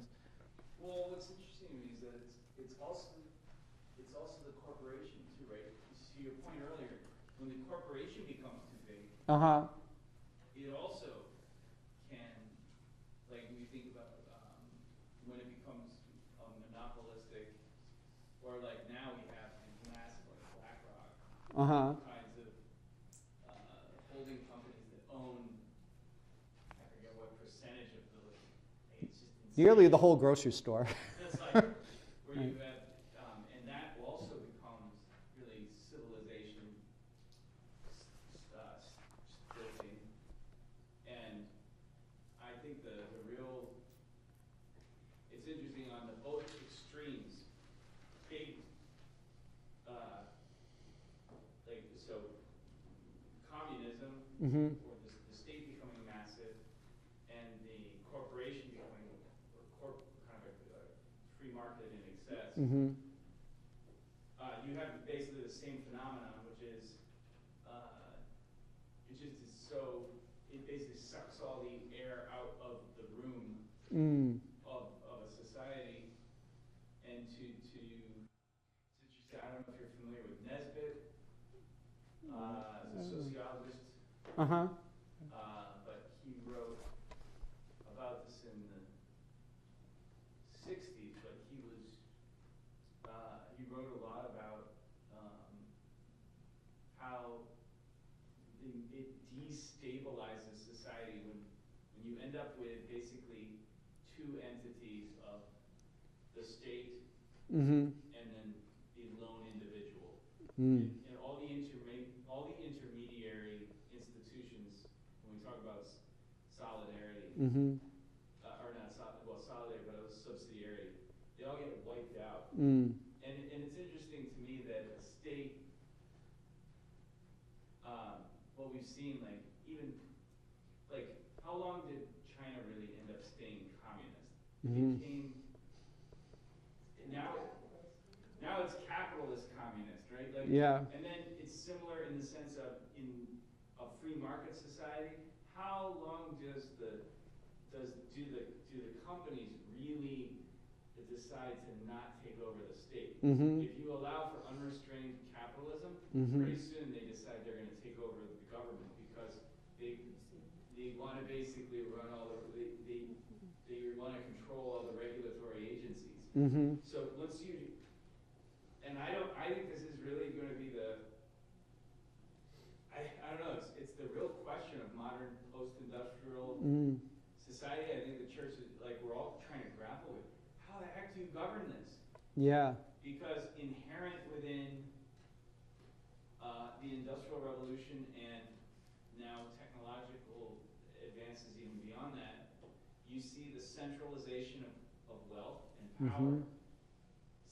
And it's just really, how do you keep that from eviscerating the society? How do you keep that from not concentrating into really just power into a very small subset that then kind of can lord that over everybody else? Whether it be the communist state or the corporate monolith.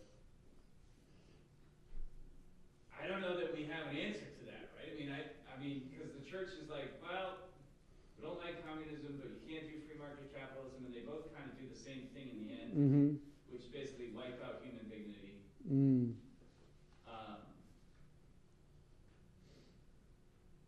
I don't know. It's going to be an interesting one, right? I mean, like, You must have an answer. Give me an answer. Give me an answer. What do we do? I mean, I guess the question is, can we actually, it kind of goes back to what you were saying, are human beings able to step back? And I think the whole thing of kind of this progressive mentality that we see is this, if you can do it, you should. Like, we can mass produce this, we should mass produce it. Now you see with AI, well, we can do that, we should do it. Why wouldn't we? And I think the real question is, can we step back from, can we, as a species, step back from the ledge when we realize that the way that if we continue to develop technology the way that we are, we will basically annihilate ourselves. Like at least we'll turn ourselves into something much less than human. Yeah. And I don't know. I don't know if we're going to be able to do, like, I think that's a real question. Like, if AI comes down the road and we can all basically just sit around and eat those cool desserts all day long, while the AI robot comes through and gives us more of them, and then drives us home and makes some more robots in case they break. Yeah. Finds all the minerals. You're not going to have to change the bat. Like, if you look at the way these, like, once you get to a certain threshold, it's self-contained. Like, we will be able to have a fully functioning economy without human beings. Like robotics plus AI means that, at least from what the means of production will happen without human beings needing to be directly involved. And then the question becomes, what does that do to us? And all these things we're talking about here. Are we really willing to, like, because right now it's like, well, AI is inevitable. Like, right, that's kind of where we're at. And I don't know if we're going to, like. Yeah. I know it might be an unsatisfying answer, but like I like a little bit of the Pope Leo kicks back in for me where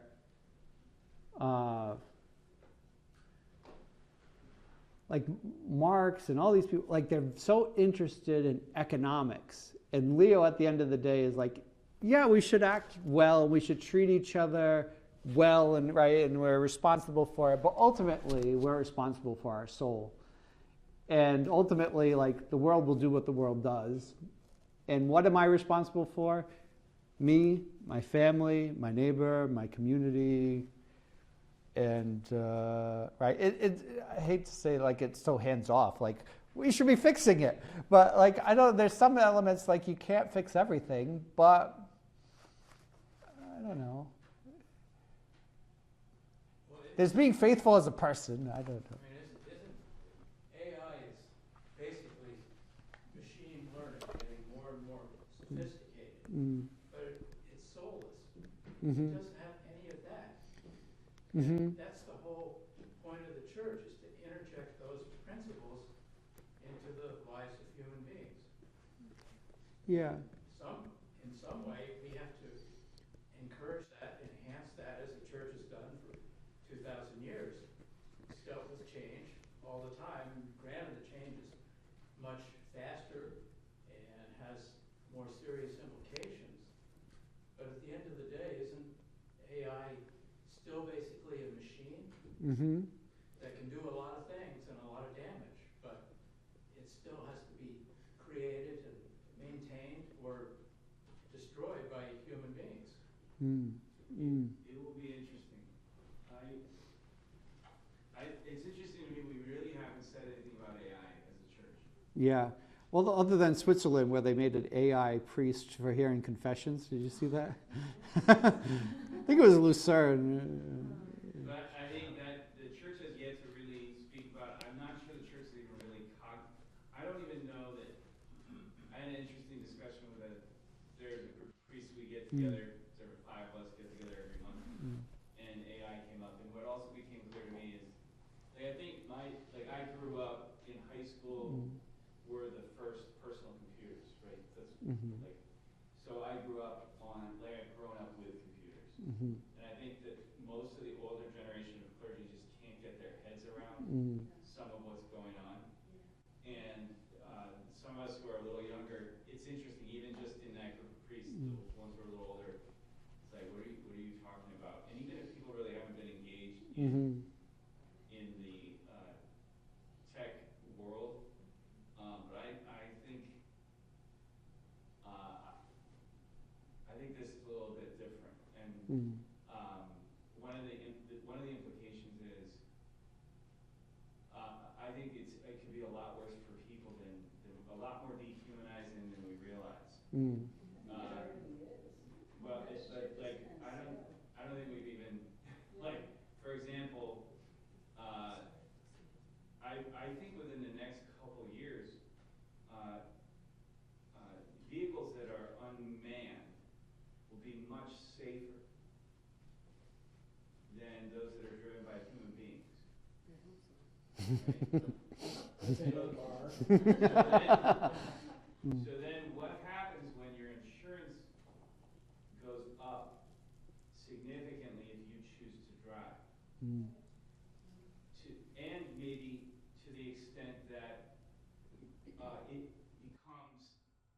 illegal to drive your own car on a public road because you're putting people at risk. Okay? That could happen very quickly. Because, and I think what people don't realize is the monetary, once you start getting a cost benefit piece, and the way that insurance companies, so much right now, our lives are monetized. You look at health, you know the way health insurance works? So you plug big data into big insurance, and you can get very, very dehumanizing kinds of movements very quickly, because you have put just an immense amount of power in the hands of basically calculus, an algorithm that is not valuing the dignity of human life. It already doesn't value the dignity of human life. Insurance companies don't value the dignity of human life, but they just haven't had the power. They didn't have the data to really make it back.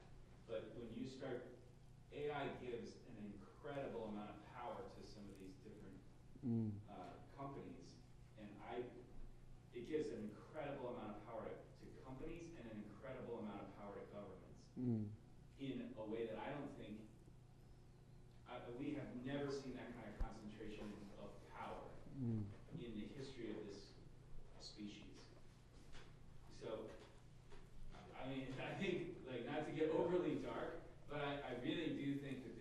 going to be, I think we thought maybe with nuclear weapons it was one of these things where you're like, maybe we like need to step back from keeping on developing. Maybe all technology is not good. I think this makes nuclear weapons look like child's play in terms of the implications on human dignity. And the thing is that nobody seems to even, again, even in the church, there's really minimal discussion about it, and it's moving very, very quickly. Yeah, they tried to use it at one point. I remember, like, Ask the Pastor, that they made like an AI, like Catholic Answers. And I remember Charlie Camosi and a number, like, they shut that down real fast. Like, don't. Like, you're gonna replace clergy with AI. Don't even go down that road. They launched something already. Just what was it? There's now a Catholic AI. Yeah. They just launched it last month. I can tell you the Thomas Aquinas AI is not very good. I asked it, what is your opinion on Muslims? And he's, I think they're very nice people, and we should all get along. Thomas Aquinas, he said it's the worst heretical sect that's ever been invented, made up by people who care about human passions more than about spirituality. Right? You have very negative on Muslims. So if this is supposed to be like Thomas Aquinas AI, like it was like woke Thomas Aquinas. You merged the two together. Not very good. I think they're using AI in schools, which is kind of scary because they're just creating doctrinal information to kids that you can generate through AI, and they're so primed to use technology that this is a perfect place to just sway their minds. I can't give papers. I can't do papers anymore as a philosophy professor because I had so many AI violations last semester. So now I have to do in-person tests for philosophy. The only way you can properly evaluate people. But aren't all of these, and I don't want to diminish anything you're saying, because that's very, very serious. But when you look back through the ages, I mean, there have been so many dehumanizing things that have affected mankind. Be they political, now economic, in other ways perhaps we could think of. But I mean, somehow the body politic and the body human has survived all that time. So I mean, I guess that's a little ray of optimism that I see in this. Yeah, I mean, I hope so. I don't think. I mean, part of it is we haven't. Like, if you look at 1,000, like even you look at Julius Caesar, there was no way that Julius Caesar could control the behavior of every Roman citizen. Like, you just, as much power as Julius Caesar might have had, he just couldn't have, there's just technologically, there's only so far you could extend power. And I think that that's something that, as all of a sudden, that's the real concern here, is that now you have the ability with this technology to have a kind of really kind of all-encompassing kind of totalitarianism that I don't think has ever really been possible. There was no way you could concentrate that kind of power in the hands of one one place. And I do think that is a real concern when you start to look at kind of to your point, like who's controlling the algorithms, who's deciding what Thomas Aquinas sounds like, and if everyone is going to, I think that this is going to get really interesting very quickly, and the concern is that if there's not, if you don't intervene at the right time, if you don't intervene before, I mean, I don't know. The question, I guess, in the end is like, could human, with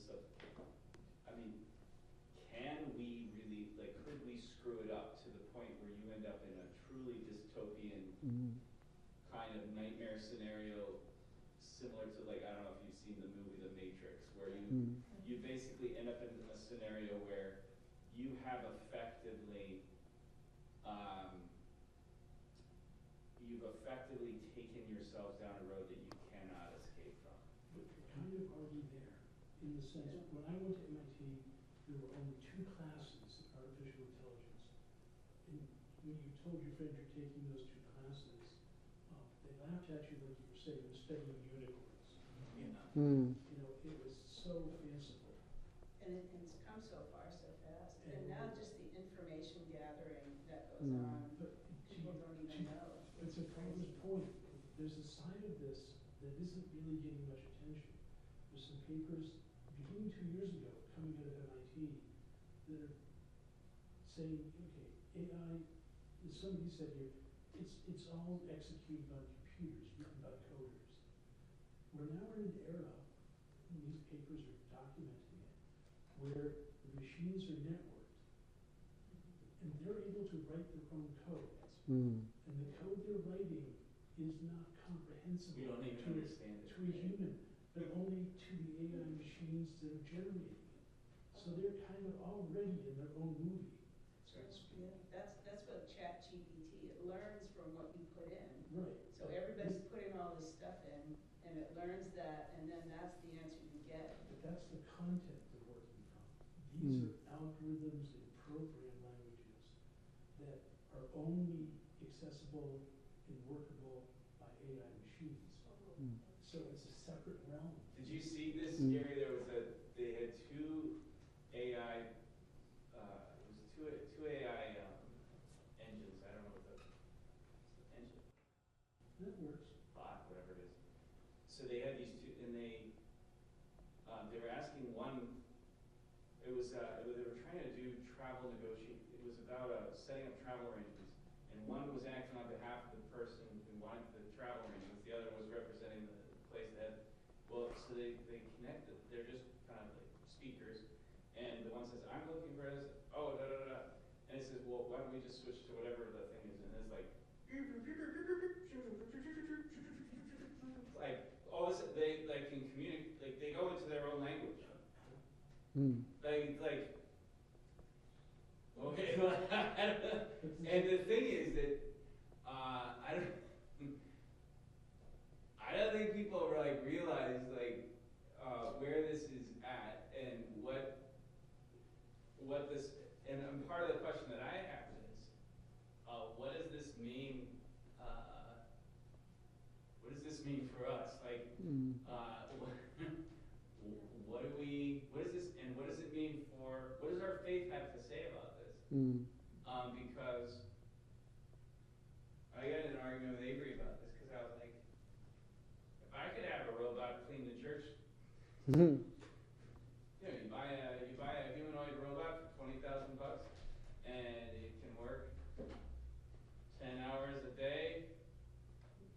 Don't have to pay health insurance. Don't have to pay any of these things. It works 10 hours a day, cleans the church overnight. Everything's spick and span in the morning. The Jetsons. That's, I mean, at a certain, like, when we hit that threshold though, right? Where you can buy a robot for $25,000 that can do that, which is, I mean, that's not far away. What does that do to the labor market? What does that do to everything? And I think that's going to be a really big. This is going to be. I hate to say it, but I think it's going to be far more disruptive than the Industrial Revolution. Far more disruptive. Those are Which was incredibly disruptive. Things like robots and clean are utilitarian devices.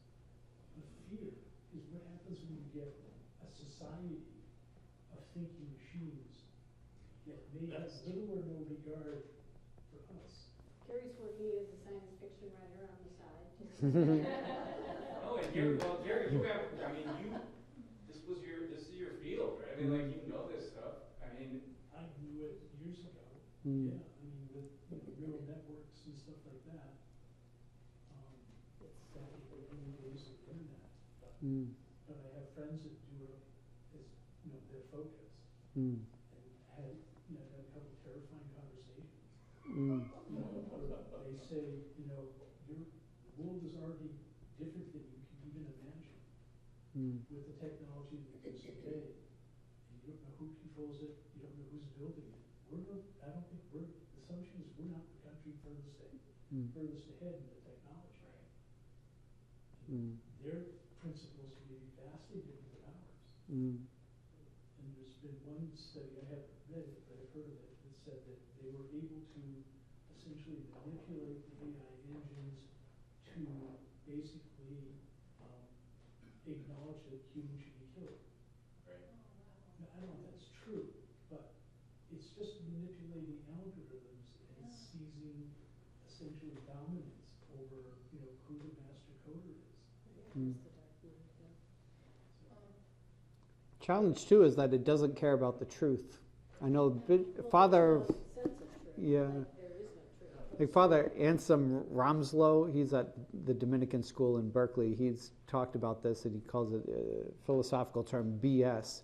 It will give you BS. It's not trying to lie. It just tries to tell you whatever you want to hear, and then it doesn't care about the truth. Right? Yeah, I get this with the students. Like they'll give me a law paper, and it'll make up cases. Just makes it up. Like it doesn't say like, oh, I don't know. It'll just create something that sounds like it should be right, but it actually doesn't matter that it's right or wrong at all, because it doesn't care about the truth. Well, isn't it because for the machine, the truth is not really the truth? There isn't a truth. The machine the way the machine learns is, does this work or does it not work? Mm-hmm. If it works, then the machine replicates it. Mm-hmm. If it doesn't work, then the machine doesn't do it. Mm-hmm. And the thing that we know as human beings, and what the truth teaches you is, you could try to do something your whole life and it would never work, but it could still be true. Mm-hmm. We know that success is not proof Mm-hmm. of something being real. Mm-hmm. And I think that's going to be Mm. a real challenge. Mm. I mean, Avery's like, we got to get off AI, but I do think that this is like the next.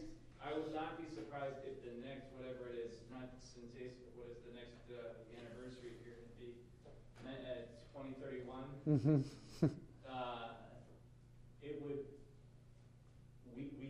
We desperately need to apply these principles of Catholic social teaching to AI, Mm-hmm. and it's a significant concern to me that no one's doing it. Because I don't feel competent to really it's not an easy task. More time may be needed to understand it better, and then hopefully someone will come up with, We don't. The challenge is in some respects, it's almost like you need the AI to come to up tell with you. an answer. I did ask AI that. I asked AI the other day. I said, "What do you think are the biggest implications for the church, or the what do you? I forget how I worded it. Wording's important, but it's like in the rise of AI, what do you think the biggest ramifications will be for the Catholic Church and the Christian faith generally?" And what it That says. was an interesting. It took about 2 seconds and it gave me about 10 pages. Well, in 20 words or less, what did it say, just out of curiosity? I don't know that it was fairly sophisticated. Is it AI talk and not English? It was fairly sophisticated in terms of ramifications. So I think. I don't know. I would be positive, I think, in terms of the church. I don't know if AI is positive for society, but for the church, I think there's going to be a lot more of a desire for in-person. I want to sit next to somebody at Mass. I want a community. Right. I want a cigar night and whiskey with the guys. Like, I don't want to do it digitally. Well, Like, and I wonder about, like, I mean, could it be such that, I mean, could it go well in the sense that if we could take the means, maybe we just, like, does work have to be a struggle for survival in order to have dignity, right? Because I think until this point, work was about, I need to do this or else I won't have food on the table. But can work be dignifying without having an axe over your head? yeah. And I wonder if we got to a place where, which I don't think is unlikely, or is certainly not impossible, where you have robots building robots who are out mining minerals on asteroids and distant galaxies, and basically you have off-planeted all your manufacturing. You don't even have any manufacturing on the planet anymore because robots are doing it out in the galaxy, and then they just kind of Amazon drop things down from the heavens. You know, because everything's just made off-planet. Can we live? Can we live like that? I don't know. I mean, that would be kind of an interesting thing. Like have our cigar and last night and Yeah, but here's the problem with it. Like, if you look at the history, like, so cashiers have been replaced with self-checkout. So people lost their jobs, but they don't get it. Like in one society, it could be like, congratulations, you can stay home and like take care of your family. You don't have to do this anymore. But like in our reality, it's like, you don't have to do this anymore, and we're not paying you, right? So it's like we can outsource all the work to robots, but like whoever owns all the robots gets all of the money. Has the church ever talked about universal basic income? No, not that I know of. Not that I know. The closest might have been like somebody like, I think maybe closest would be like Pope Benedict.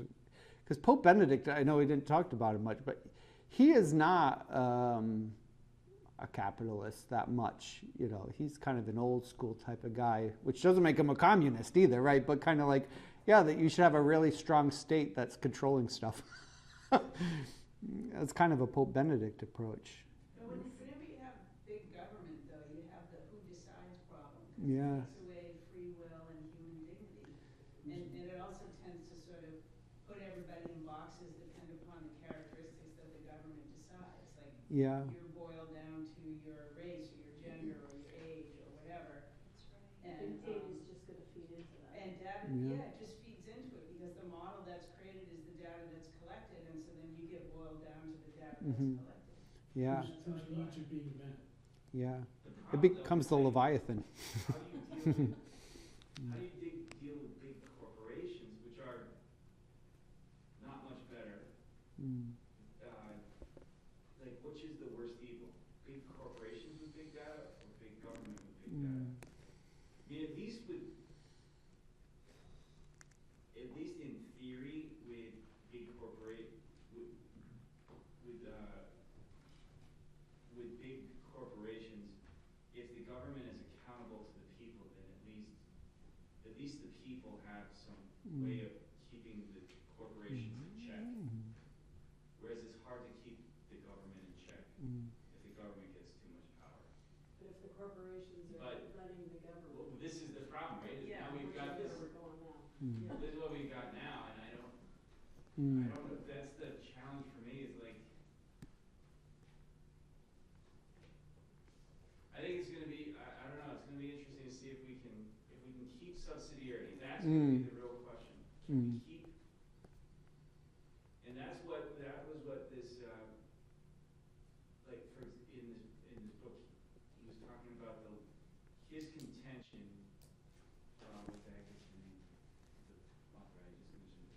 But his contention was that we keep talking about the importance of the family and family life, and he's like, well, you didn't. It's not like people woke up one day and were like, let's not care about the family.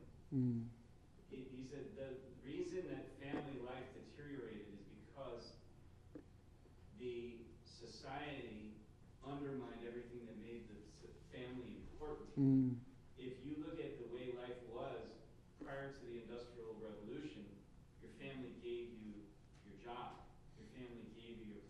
society. Mhm. Your family, like your family gave you everything that was important in your life. Mm. And what the Industrial Revolution did was took that power away from your family. And so that's why family life didn't like, so it's not that people just decided families weren't important. It's that they like literally became less important in terms of your survival and your ability to thrive. And I wonder about like, I think this does come down to the real question about how much are we really driven? The Marxist contention would be that basically economics has a huge, economics drives culture.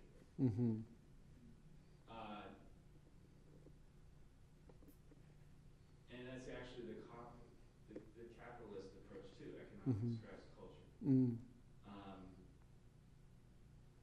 I think the Christian is going to say like, and I think that's going to be the real fight. Are we going to let economics drive culture? Yeah, for Leo, it's like you create a third option, create a third way of being, right? John Paul II is, no, we got to Christianize capitalism. Right? Like those are kind of the two approaches that we have is, are we going to Christianize capitalism or just abandon it and create our own little, clusters? Yeah, so Neo-Amish. Leo's kind of the Benedict option in some ways. It's going to be interesting. I know we ran out of time a while ago, so I'm happy to stick around, talk to anyone, but. Thank you. Well, you're welcome. Thank you. Great class. Wow. So now I'm not gonna sleep tonight, but yeah. You weren't sleeping anyway. You already knew all the AI stuff.